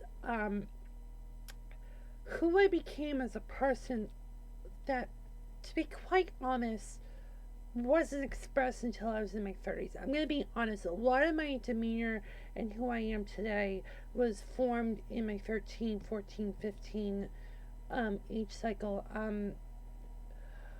And these are things that define me now, because it's one of the reasons why, again, who I am now. So my classmate in December 1990, I only had one classmate. By the end of the class of 2000, there was 5 of us, and by the end of calendar 2000, there were 7. They broke up the older elementary and put them in another classroom, so we had 5 middle school age students, and it was technically the pervasive developmental disorder program. I wasn't exposed to boys with special needs that much, but these guys were really shallow. They were really, really, really shallow. I subjected myself to some of the dirty stuff, But I didn't like this at all, and I got at times uncomfortable, and it was, I mean, well, if there was a girl in the classroom, it would be sexual harassment for sure. There was some dirty stuff that was going on. Bathroom humor was very pervasive in the midst of class as well. When they were being restrained, these boys were disgusting. They were literally disgusting. And remembered, I remembered I was like 14 or 15, and I'm like, I don't think I want to go too much on the testosterone path. Meaning, so what I'm saying with this was I had an endocrinologist from 98 to 2003. So 5 years. They were going to give me hormone treatment because I wasn't developing, I was physically not developing pursuant to the bell curve of the pubescent path. That was why I went and saw the endocrinologist. So it was even before I was, it was my second year of fifth grade. I had blood work done. They were trying to get a balance on the hormones. And by the time I was 15, it kind of peaked or whatever. However, the chemical, was passing every check marks that were. And I am grateful that my mother respected my decision, because there are other parents that probably wouldn't. But in the summer of '03, where I was at this point in the different program, I opted against the process, which would have been going to Dartmouth, Hitchcock up in Lebanon, going through the getting testes, because I knew there's. So I want to talk about my sixth sense. I had a sixth sense of what things would happen later in my life. It's called a survivor's instinct, in my opinion. As much as this is like a victim statement, the actions I did were, so in the moment I'm surviving. When I'm not in the moment, I'm a victim. So I realized if I went forward with this therapy, and again, I have my father's Japanese roots physically. Technically, I'm a quarter Japanese. I like to say I'm half Japanese. Because if you just look at you can't see my legs. If you're watching on the cam on YouTube, and you'll see more of my torso than my legs. And I'm 5'5", basically. It's one of the reasons why I don't fit into a lot of furniture, because of the Japanese factor. So imagine I take this hormones and I'm 5'10", and I have this big ass upper body. It would just, not only that, being an odd guy and being tall would just threaten people. So I didn't have a problem being short. My therapist is 5'3", and he makes references about his insecurities of his height. I was not insecure at all. I'd rather be odd and short than odd and tall, and be more of a threat to others. And I was 16. I was 16 at that time, and so I had these instincts.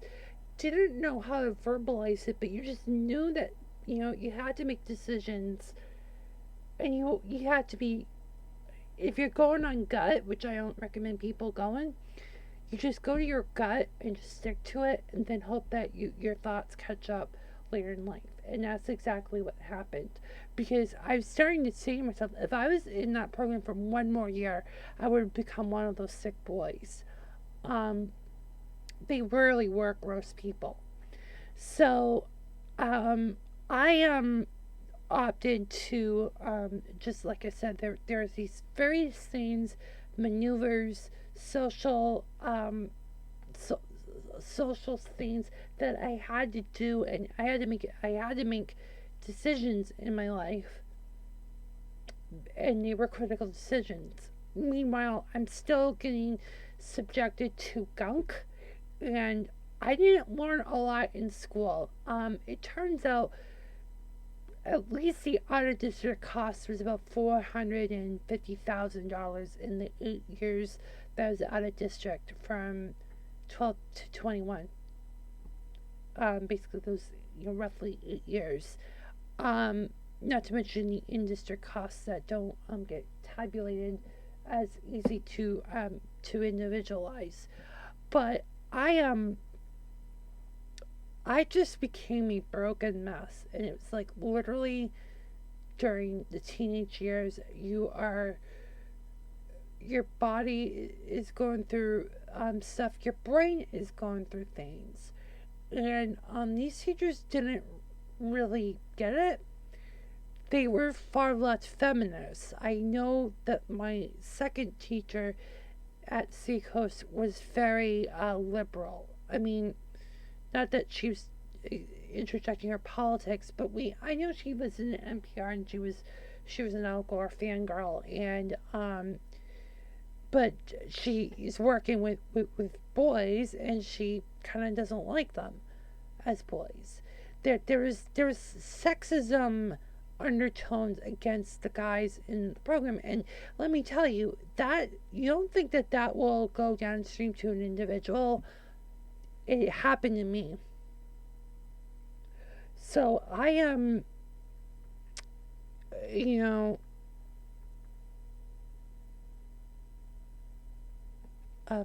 I became more insecure as I got older, and it got worse.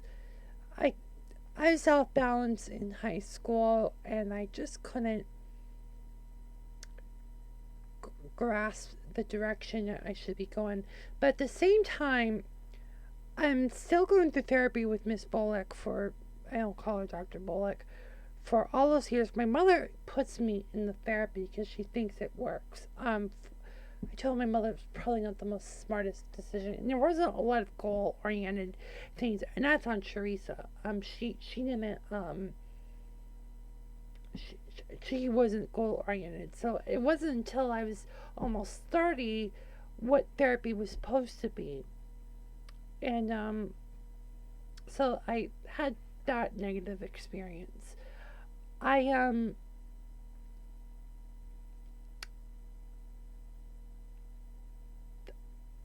there was a lot of threats in my life. I don't say that very casually. There was a lot of perpetual fear that was instilled because you had to live in fear. You had to be paranoid because if you were in the real world, you were enemy number one. And I couldn't, terrorizing students into submission is not a very smart thing era either. And I know that a bunch of schools are probably still doing this, and it's wrong. And I just remember that stuff growing up. Probably by the time I was 15, I was looking for romance, and there were no girls in our program. I don't think there was any girls at all. It was, and that was another thing, being put out of district and being around mostly male disorder, and that stigma grows on you. And I just didn't like being in that environment. And then you're being punished for being a guy, and then you go from being being in the bad boys group to be a good gentleman, and then you don't fit into that because there's not that many other people like you. So, that had a lot to do with it as well. also just learning the peers and how they interact and how they were a little too aggressive or a little too optimistic. I had to learn those cues because I'm like, okay, don't be that guy. And that was how I kind of survived socializing was observations and heightened awareness of others. So you're paying attention to the typicals, and you're also paying attention to your peers, and you're in the middle. So you're better off being in the middle of average because you don't want to be at risk with those people that don't know how to socialize, and you had to be really careful how to do it, and that was hard at times, and so you know in that environment, I'm talking about high school at this point, and while my peers were probably at college at this point, class of '05, I'm going into the school to work program, which that had a lot more challenges because when you're at work, you had to have higher social standards, and that was very difficult. Not that my social skills are that off. Um, they tend to frazzle at times, but you couldn't make any mistakes. I mean, because if you made a mistake, you will be targeted, and you can't you can't prove your way out of it. And so that really made things like taking risk. It was at the point where you go from one program where they say, well, the real world's going to be tough. The other one's like, well, the real world's tougher, but you need to do something for yourself. And you're getting these conflicting messages often in the 2.5 year basis because that was my average retention in high school and middle school. So I wasn't in the same school for very long. Um, and then there's just a sense of geographical isolation. The thing about Seacoast, again, Seacoast Learning Collaborative, Londonderry is the far western town in Rockingham County. And, because Litchfield borders them, they're in Hillsborough. It's just the way the county's drawn up.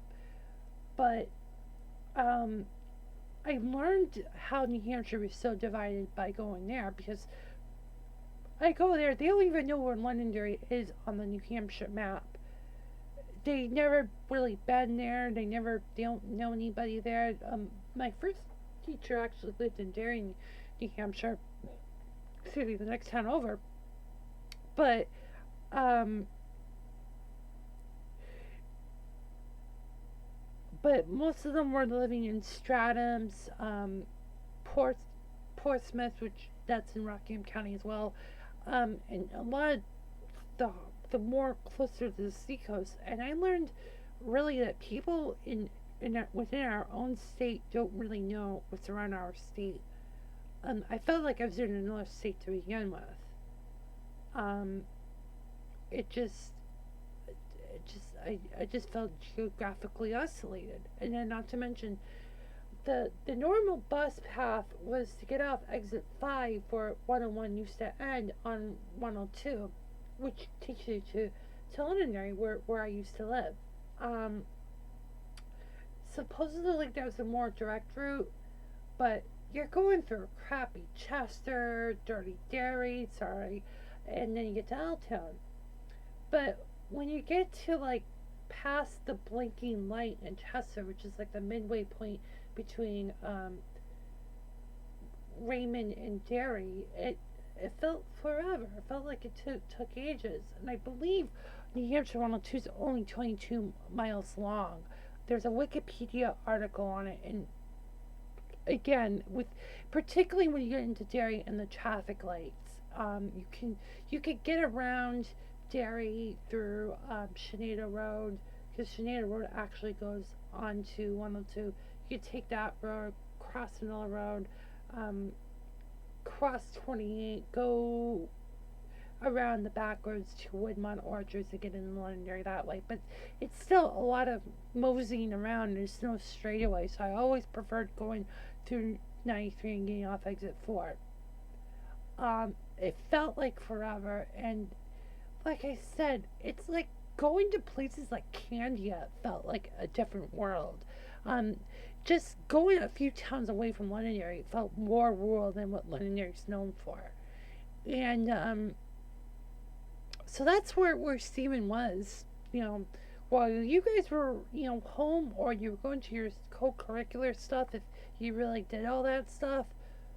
Um, I was commuting, and the same thing happened when I was in Massachusetts. I was um, on another route where we had to go to Middlesex County before we got to Methuen. So the way was I had to get out for 750, go to the school in Middlesex County, which was in Chelmsford. So basically, like where I live, it's more direct, but you had to again cross the Merrimack or get on 3A, get on US 3, and they were widening Route 3 in Massachusetts at that point, so you had to deal with construction delays.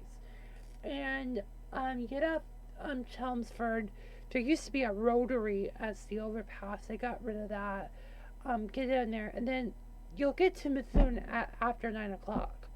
There were a lot of times I was late for school, which wasn't a problem because it was made up, and then the teachers were like on like overtime. Wasn't overtime, but they were basically one-on-one student until 3:30, and this was so the school district could save money on pooling students. But again, I would remind you that Chelmsford and Methuen are two different parts. You know, yes, the Merrimack River bends by that point, but still, I mean, it's a different region. I mean, if let's say if a student was, again, if you could do ride pooling if say someone was going to Chelmsford and um, what's the town, Townsend? Yeah, that would make more sense if there was a school there, like a border town. I'm thinking like in that area because it's kind of closer than going to, you have to go on 495 to 93, you have to cross the Merrimack River and then the east and westerly direction to get to Methuen. It's like that river's even big when it hits Lowell and turns on a west easterly. I think actually I bet you that overpass when it goes to the east westerly is a little bit longer. And again, that damn river does divide you, and I got there late, and so a lot of these students were commuting while I was just, you know, just getting on with life, and um, yeah, it was really much a lot of hell, and um, there wasn't a lot of time to reflect. There wasn't a lot of time to reflect, and I can speak with that with fact. Like, particularly in middle school, there were some days I was sick and I wasn't really sick. It was like a mental health day. Of course, that was like frowned upon. Oh, you're avoiding school because you're not sick. Attitude. You had that stigma coming towards you, and there might have been minor sicknesses for sure, but it's you probably, if you went to school, you probably would have gotten a full blown cold or full blown tummy ache or whatever. Um, so I didn't have much sick days when I was in a better environment. When I was in a better environment, I had better attendance. The records show that, but the other thing with the SLC experience was they were very nitpicky. Not only were they, singling out your interests and your happiness, they were very critical, and I think I used that as a weapon. A lot of the abuse that had been linked to SLC was used as weapon mechanisms for, I'm not saying like violent weapons, but just using it political weapons for my own interests. So in one instance, where the teachers are like picking on my neatness or cleanliness, I would use that to criticize other people in power as I got older, because I was getting so much criticism that I had to deflect on it. It was like they were just like they had to point out all your flaws just to make you to change it. It was gaslighting for sure. And I was um um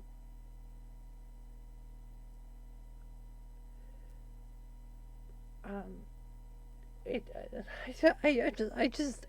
I get blanked out because this is like a lot of things that happen. But just being insecure and being further insecure just didn't make any sense. And I just looked through some of I still had this in one of my boxes of stuff. I still have the certificate of completion, but I got this book of the places that you will go. And it was funny. They wouldn't allow me to read Dr. Seuss because a lot of Dr. Seuss copy was very tongue-tieable. Like if you had like I don't have dyslexia, but I'll sometimes mix up words. And they just made me stop reading Dr. Seuss books because I flubbed it up. I mean, I'm not. I swear that's what they did. Um, there was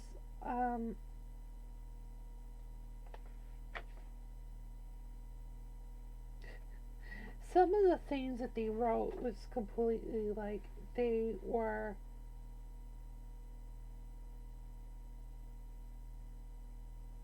Good luck, I miss you. I mean, this is like best of luck. Um, a lot of this was ass kissing. They were not. They complimented me at the end, which one my OT therapist writes, keep the great sense of humor. I'll miss your sense of humor around here. It was like, yeah, I didn't believe it. I mean, I kept the book. I mean, I haven't really looked at it, but some of the other signatures I got from staff around the building. It was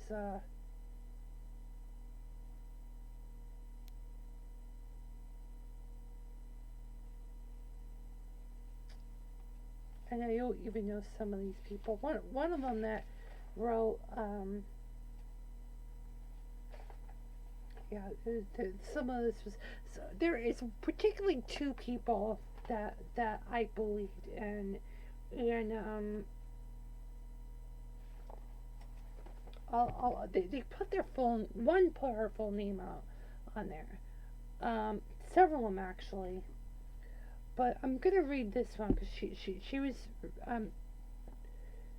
I'm gonna read two. One, I won't identify her. See, I wish you luck in the best of. I wish you the best of luck at your new school. I'm sure you'll be successful. She put her full name on there, and that kind of tells me that there was more of an emotional connection. That's kind of how I read into it. Um, yeah. That's the only one I'm gonna read. But a lot of this, a lot of it was just. I'm looking at it now because I thought I had seen it differently. It depends on the day. I guess when you look at your history, not that I live on my history, by the way. Some days you read it, it has meaning. Some days it's bullshit. And today I'm looking at it, and I thought I remember what I remember, but it was mostly bullshit. Um, it it was like passive aggressive, to be honest. Um, like I said, that there is two staff that I thought they wrote it differently in the autograph, but um, one was a speech therapist at that point, and she was like 10 years older than I am, so she's about 30, 44 now. 30, 43 or 44 at least. And she was, her veneer was, her facade was a reserved individual, but you know there was stuff going on behind the facade for sure. And she was one of those people that I think saw so many things, but she wasn't going home to her boyfriend with blood and guts. Now, granted, there wasn't any exchange of blood and guts like in the restraints, but in the figurative sense, for sure, they were taking things out for me. Um,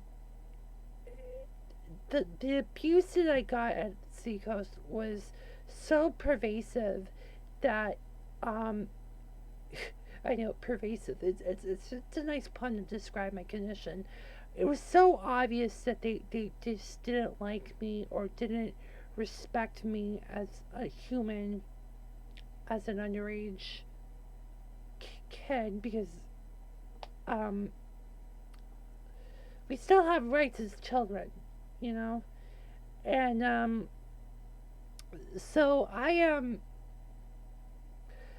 felt that the staff that I had, many of them came home, were coming home with blood and washing it away. And both the teachers were having children or were expecting. I already mentioned one of them. And that teacher that allegedly claimed I hit her, she had 3 other kids after that. She's hitting the jackpot. And my other teacher had 2 kids. And it's like, if I ever saw them with their kids, I already had like a line. And I would say, you know, this woman that kissed you to bed harmed my life. You know, those staff were so professional that they would go off the clock and like and just completely like compartmentalize themselves. They were in their mid-20s at that time. They just go home and just call it another day's work, worth of work. While some of the people like that speech therapist and a teacher's assistant in another class, who the one that she puts her full name on there, which I think says a lot,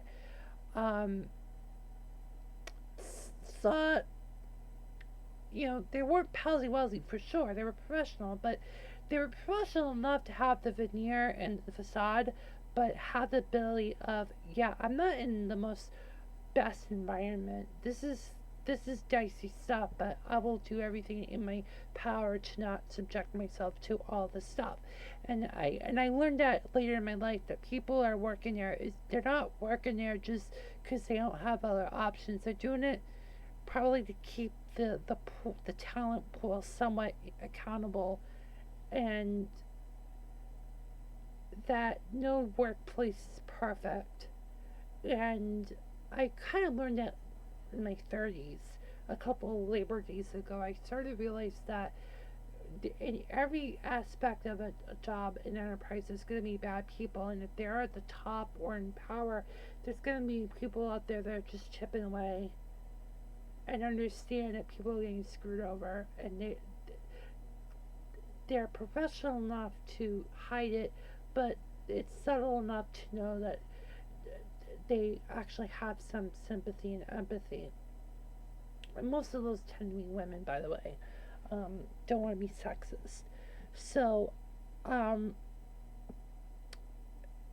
you know, in that time, I wasn't, you know, socializing with people. I mean, a lot of it, I look back at it, a lot of it was school district related. And by the time I was in high school, they changed how the student relations to the school district were. And by the time I was in high school, I was out of district, out of mind. As I said in a previous show, I had, we remember going into London High School, and we'll get back to you, we'll get back to you, and they never got back to us with trying to include me in the programs, the social clubs and stuff like that. You were totally banned from it, from claiming district policies and stuff like that. Whatever. That's why, you know, people wondered about me. I get this stuff on Facebook before I started blocking them all. I'm like, oh, I wondered where you were going to be. I thought I'd see you on TV doing the weather. And I'm like, you think I want to be a weatherman? You think I'm that much of a perv? You think I'm that weird? I wanted to be a traffic reporter. Oh crap. Oh, it's not over there. I thought I had my shadow traffic sign behind me, but I don't have my shadow traffic behind me, unfortunately. But that's what I wanted to be. I wanted to be a shadow traffic reporter because, at least with a traffic reporter, you got personality. And the fact that my classmates did not see that showed how much they thought of me. That crushed me. That PM I had with the classmate I've been talking about, the one I've been the closest on Facebook. That um isn't. I severed contact. I'm like, I'm not gonna communicate on Facebook. We're not gonna be friends through a blue app or the messenger app. Absolutely not. I'm just this isn't right. And um I'm kind of still struggling. It's still trying to figure out how you be successful in aspects of life. And again, COVID-19 just added. I'm sorry, my nose is itchy. I know I don't have the cold or the coronavirus, but excuse me, people watch this. I should put a graphic on the screen. So because I don't have my tissues on me. It's upstairs. Damn it. But I'm gonna wrap up the show anyways. But again, I have always said that your teenage years are your critical years, not your 20s. You should have a definition by your 20s, and I kind of knew what I had to do in life, not what I wanted to do.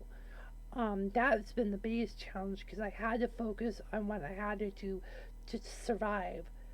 So there's a lot of survival instincts. I mean, yes, I spend hours on this YouTube channel and on my SoundCloud about the life's challenges, but that the 12 hours of stuff I've talked about in my early years of life does not add up to the hours of off camera, off my time of what I had to do from like 13 to 30 of what not to do in life. And that is thousands upon thousands upon thousands upon hundreds of thousands of hours of one's life that has been robbed by a bunch of people that just show up to work and just read off the script. My teachers were literally bad actors. Not the hackers. I hate the buzzword part, but just the bad actor that does really shitty in movies. I mean, a good actor writes, reads the copy and makes it his own. The teachers, they get their job description and they just follow the minimal expectations, and they're not creative at all because it's just too much work, too much paperwork, too much this, too much accountability. Oh my god, I can't do all this stuff anymore. And that was exactly the problem. They just didn't want to. They just didn't care. And I understand it's a very tough job. I understand it. I get it. I've observed it. I've seen it. I've been on your end of it, but we're not all that bad. You don't have to make us look guilty.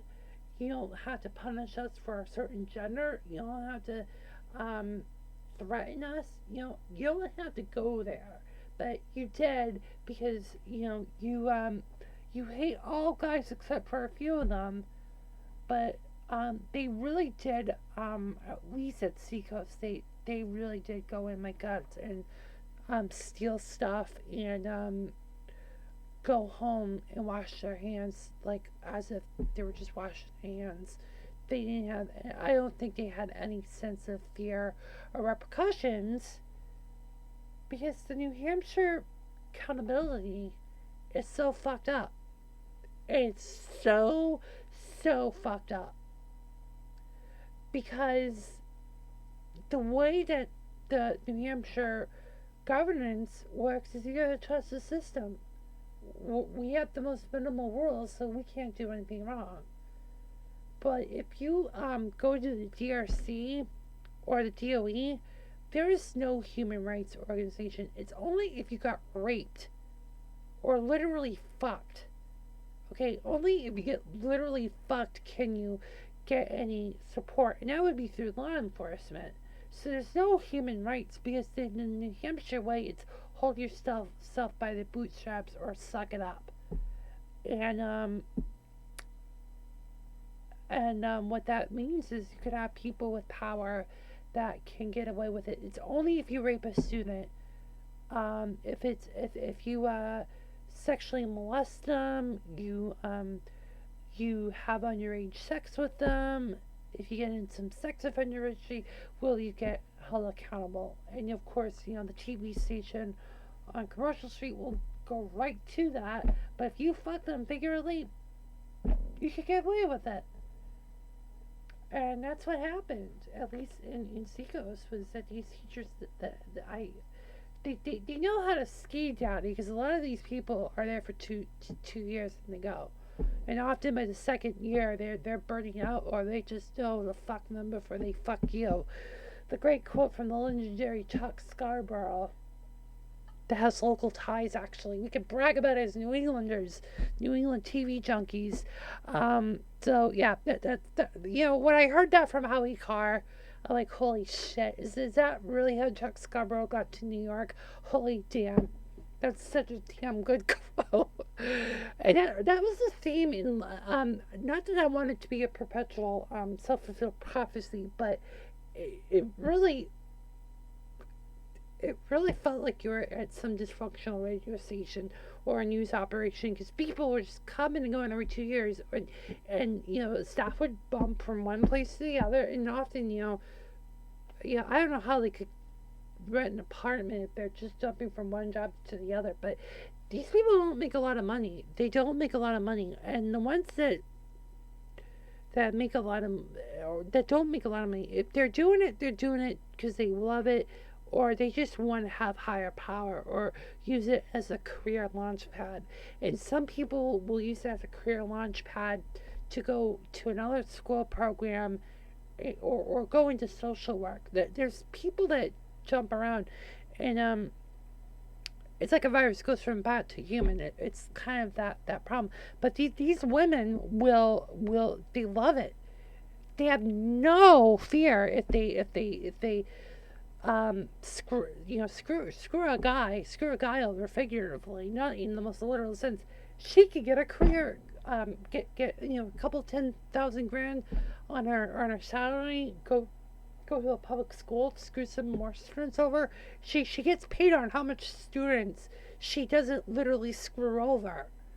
Okay, that's how the special ed system works. It's a flawed system. It's so broken. I joked about this recently. I short-circuited so much in school, I wasn't able to learn anything meaningful. And when it wasn't meaningful to me because it wasn't relevant. We had to learn the teacher's agenda. Because it's all about her. The world doesn't revolve around you. But the thing you miss out is that the world doesn't revolve around other people. And that's how it works most of the time. And I'm still standing. I'm almost going to be 34 in a couple weeks.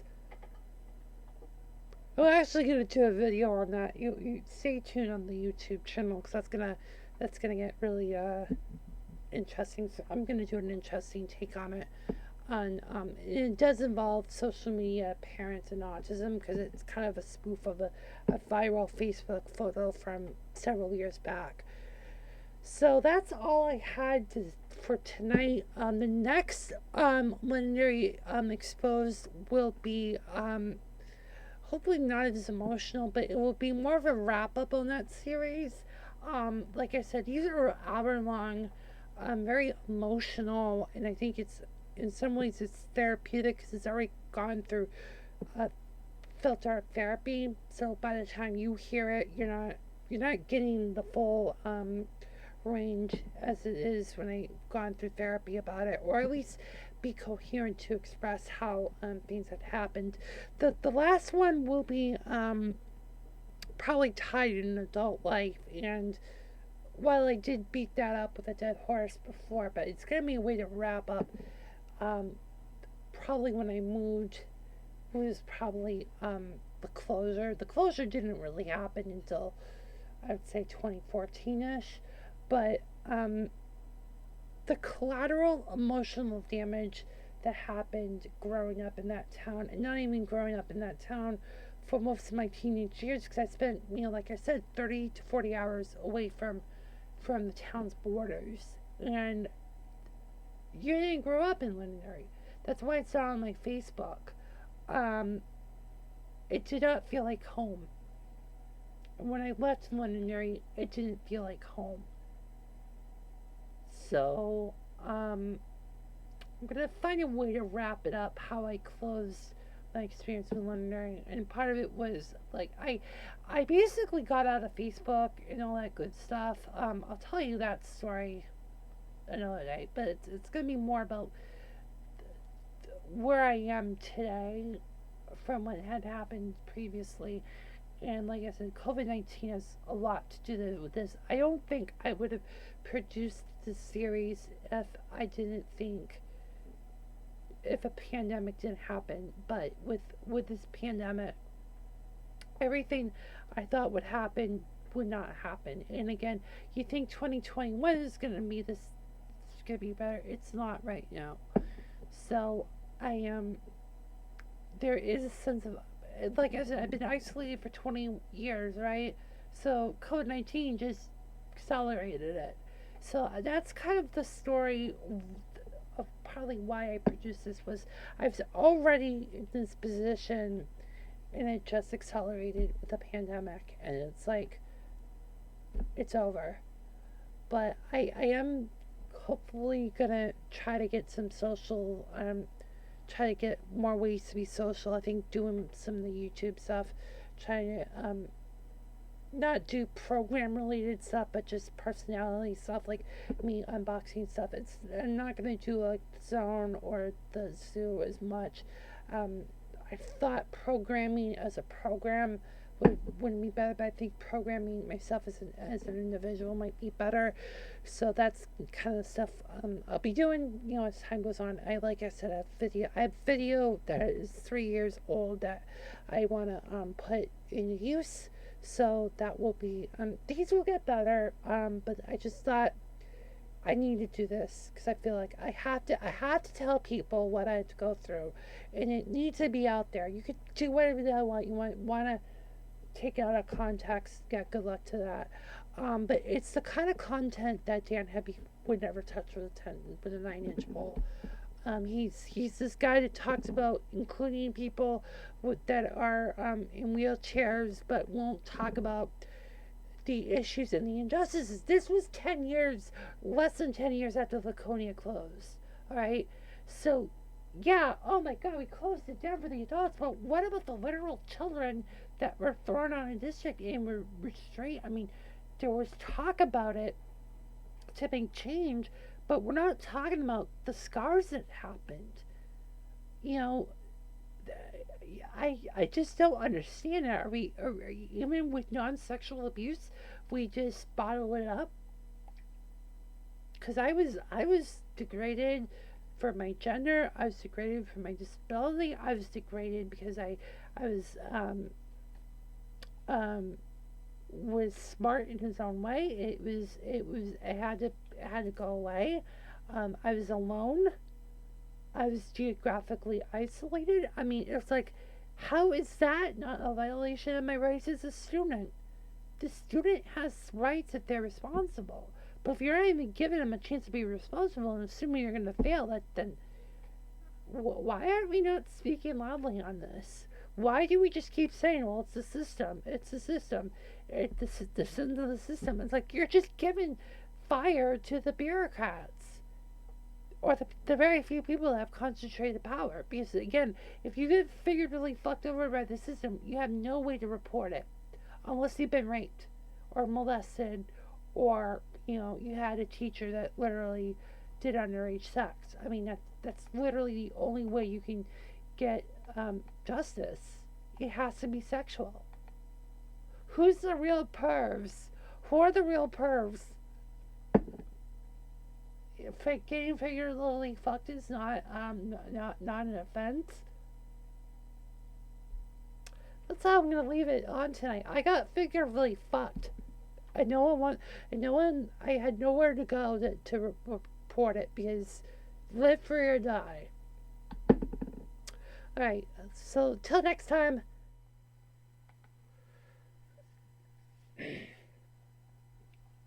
And welcome to this special edition of the Weekly Zoo on the Londonderry, New Hampshire Exposed series. Apologies for the delay in the broadcast. Had some tweaks to the workflow and things aren't coming up properly, so that's just typical nature here. Gonna try to see if I can fix it throughout this program. If I can, if I can't, it is what it is. You may not get lucky with that. All right. So later tonight there will be a weekly zoo. So please join in when you can. If you can't, that's on you. So we'll be working on that tonight. And there is some delay in the stream. I apologize about that. Just seems to be something out here. So anyhow, with that being said, I thought I'd just talk about my raw emotions. You know, one of the things I remember being at South Londonderry School way back when was talking about how you feel about things. We got to talk about feelings, and a lot of you people on this, and many people who know me in other matters would are not very empathetic. I'm going to be honest. You guys are not people that really care, but we're all people at the same time. So I had that going on too. My mother treated me like a typical guy, while the teachers were treating me differently, and there just seems to never be there just never had seemed to be a lot. People were seeing things radically very different, and so I'm just apologies, folks, but oh,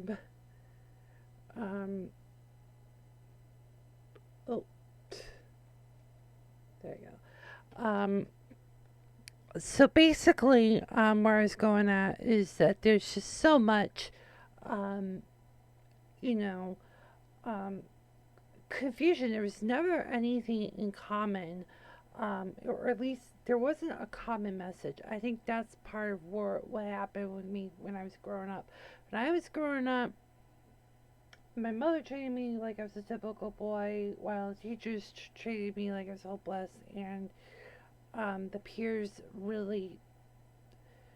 That is where I'm going to end the story. So the story of the exposure of the peers, and I mentioned this before, but while I was busting my balls off doing things, most of my peers were drunk and shit-faced and shit shows and shit like that was going on while they were not even 21 yet. There just part of me couldn't respect my peers. I don't know how these people got into college, for one thing. Some of them didn't even need to go to college, but they went anyways. It just makes roughly no sense whatsoever. And I was in my 20s, and I was much more confused than they were. So let's go into my late 20s, early 30s, see if anything has changed. And before that, let me just repeat to the audience, I was off Facebook for the most part from 2010 to late 2016. I purged my Facebook account. I didn't even deactivate it. I purged it. And so I was off Facebook since, for about roughly 6 years. And I really realized that things. This is one of the things I realized with my millennial peers is that one, they they're using Facebook as if it's still a website. Nowadays it's an app, but for a lot of the people, the millennials are not very technical in nature. So millennials are essentially they they're just not technical people um, to begin with. So they're using Facebook as if it's a site, and a lot of that is they talk in text. They don't do a lot of live streaming themselves, and um, they just don't seem to. Um, I don't know how to put this in the right words here, but they just they use it much radically different than uh, the younger generation, and I've just seen a lot of differences of how how these friends were, using Facebook, and that's the kind of relationship they wanted. They didn't seem to care, and that was a real sad state of affairs when I knew when that time, you know, I can't.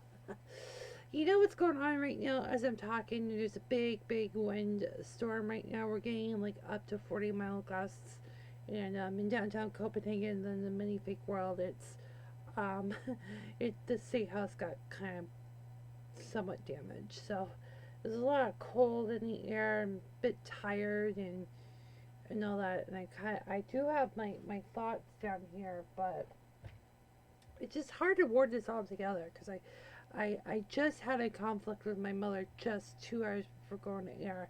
And that was how the legendary NH Exposed began. It began after a conflict with my mother and how I felt that the school that I was in, the elementary school program, basically rewarded my mother and basically at my own expense. Okay, I was a child at that time. I got screwed by these radical teachers. These teachers were radical. Absolutely, there's no discussion on it. And they just totally didn't care about me. They cared about my mother more than they cared about me. And that made me feel like I wasn't worth anything. Um, I had no self worth whatsoever. And you don't recover from that um,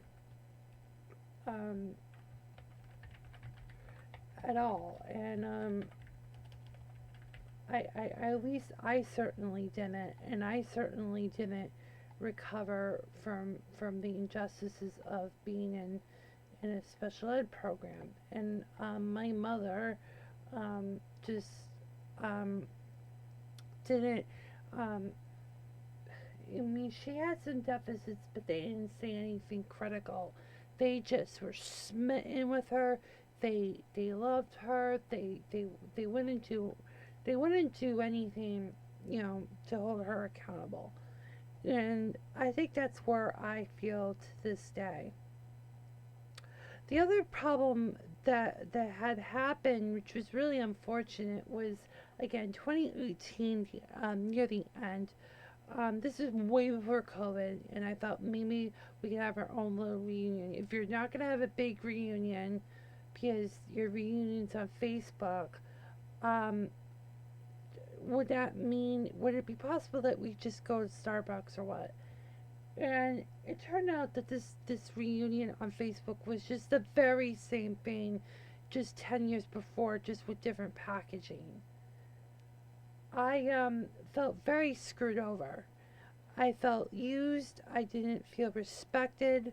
I didn't feel like there was any purpose, having these friendships. And that was, again, it's one thing when you have a Facebook hyphenated friend. It's another thing it's um when it's someone that you didn't know, and it just kept getting perpetuated and perpetuated. It was like a self-fulfilling prophecy. And so there was never an off Facebook friendship at that point.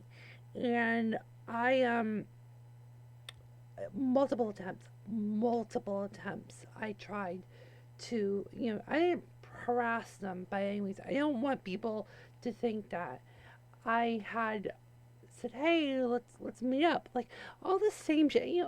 When people say things, "Oh, let's meet up," it's all bullshit. I mean, I learned that the hard way, that when he say, "Oh, we're gonna meet up," they don't mean that. They don't mean that at all. They're just saying it for the sake of saying it, and I should have like took that more seriously. That it's more hyperbole than it was um, back 2.5 years ago. And I by 2019, I had a lot of South School stuff that I found and was putting them all together, and I was trying to bait these people into bait them in, and they would react on some of the posts, but they never followed through on it. And so I was really hurt at that point. And then so we go to the end of December of 2019, where I blocked nearly 20 of the friends that were on my Facebook. I have roughly 60 now, but I blocked them all, and that included spouses, boyfriends, husbands, wives, whatever, spouses, whatever. I made sure like I fell off the face of the earth. They I felt severely betrayed. I mean, let's put this into perspective, okay? What I'm saying here is no, I'm not saying that I can't be friends with everybody. Sure, okay. Out of the 20, there couldn't only be one. There was zero. They all wanted to just have that relationship through the screen. So that tells me a lot about the millennials and really how at least affluent or even modest affluent people um, just absolutely have no fear or shame whatsoever to just perpetuate misinformation. I mean, this was, or not misinformation, but just leading people on. And, yeah, I'm just noticing on the recording, I'm seeing some packets getting dropped, and so I'm gonna have to fix this up. I'm probably gonna have to post the recording on YouTube later, and then obviously for other uses. So yeah, it was a very lonely time, and I'm gonna now bring you to late February, early March of just a year ago. So it was just only 4 months after, or not even 3 months, 3 months, where I blew up my social subnet. And so COVID happens, and I came to this realization that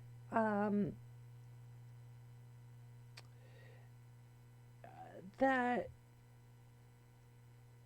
it's never going to happen, because at that time social distancing and the 6 feet rule was already kind of getting in place. And like in my head, it's like, oh shit, it's not going to happen.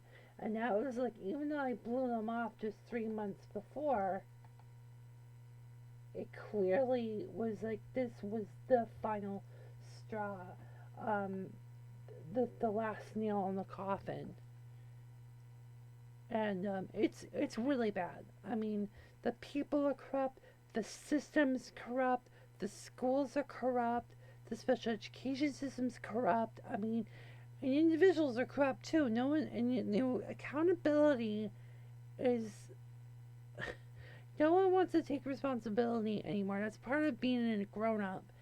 And I've learned the hard way that it's perfectly okay um, to not take responsibility, apparently. And it hurts. And this goes without saying. Again, South School. Let's dig this one more last time as I wrap this up. Okay, the Hawks were, my elementary school, South School Hawks.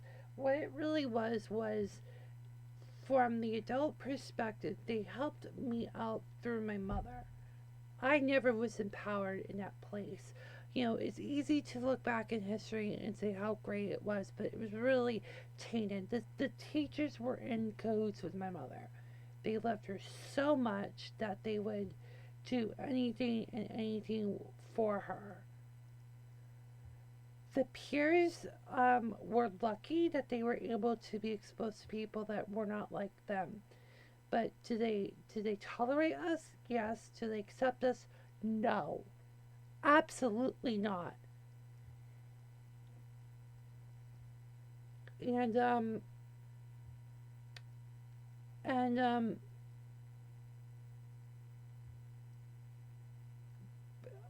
it's almost identical to what the boomers went through when they were coming of age.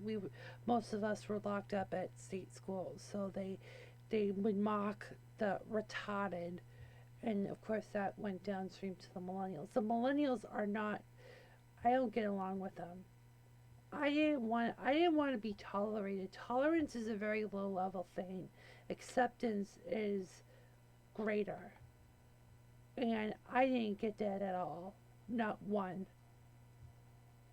Maybe a couple. I lied. But the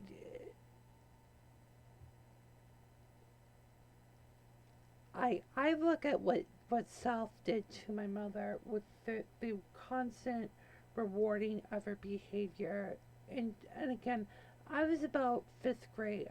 I was in fifth grade when our relationship had changed. Our relationship had changed where my mother became a little more neurotic, more emotional, more responsive, more reactive, and they just they didn't see through what was going on. They just thought they were looking at the 1993 version of her as if she was the perfect female on the planet.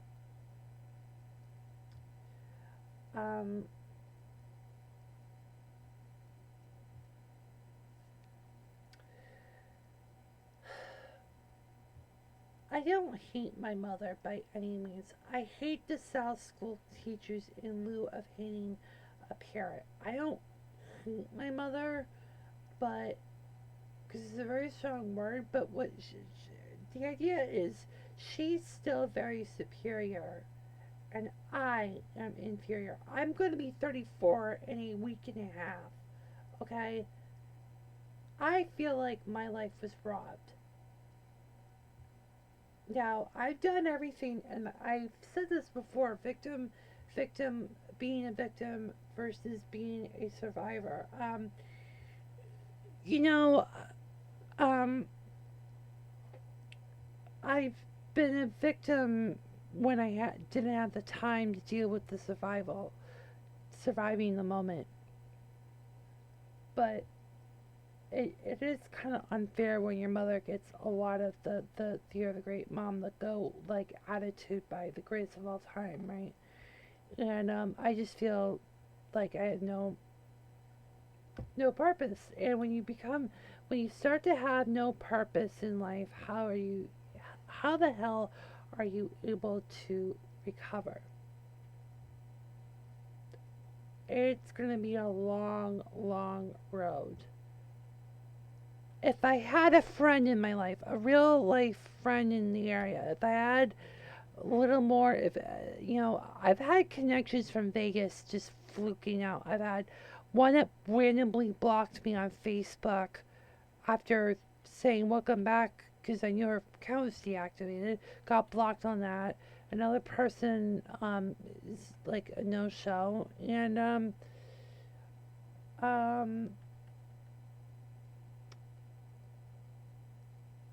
just if I had friends around here, if I had just people that were reliable and stable, right? I'm around a lot of people that are not stable. So it just seems like I can never get out of my environment because every time I get out of the environment, something else happens. So I struggle, and if there was a certain difference in friendships or relationships, I probably wouldn't be doing this series. But the way that my mother has so much power and the inability for her to take responsibility and accountability, and it was never cited. This was a one way system. There was blatant sexism, there was blatant gender bias, there's blatant discrimination of what I went through in the school system. And and again, it just gets written off as, well, you just had a bad experience, tough luck. Life sucks. Deal with it. I have dealt with it. It just continuously being reminded. I mean, they say that autistic individuals have repetitive behaviors, but how much is it? How much is it that they're reacting on repetitive environments? My environment was very repetitively abusive. There was blatant abuse going on in this. I mean, it wasn't sexual in nature. That's the problem. I can't report what happened to me 20 years ago, even though time has expired, obviously. But, because I wasn't fucked, literally. So, these people can get away with so much. I do blame a lot of the South School people completely having a woman crush on my mother. My mother was, oh my God, everyone was just almost having an orgy with her. Oh, she's so great. Oh, your mom. Oh my God, you're such a great.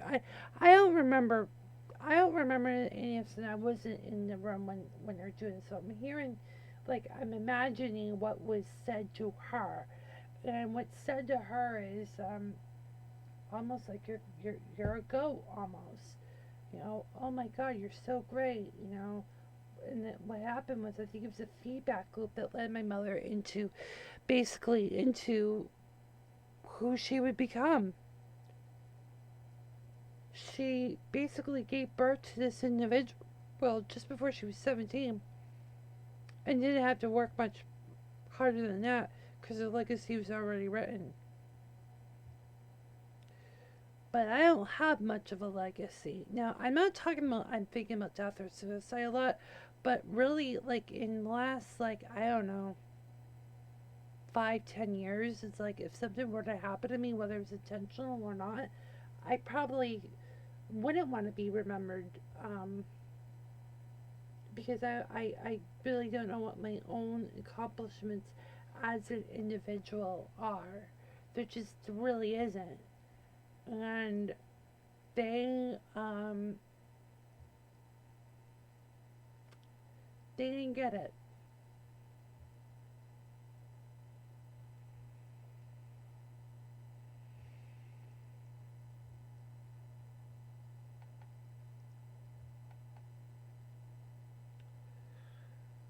Um, I really thought those 6 years of being in special ed really kind of was critical in my life, and they weren't going to allow me to have that. I mean, I remember situations where I don't think they really knew what kind of growth happened because it was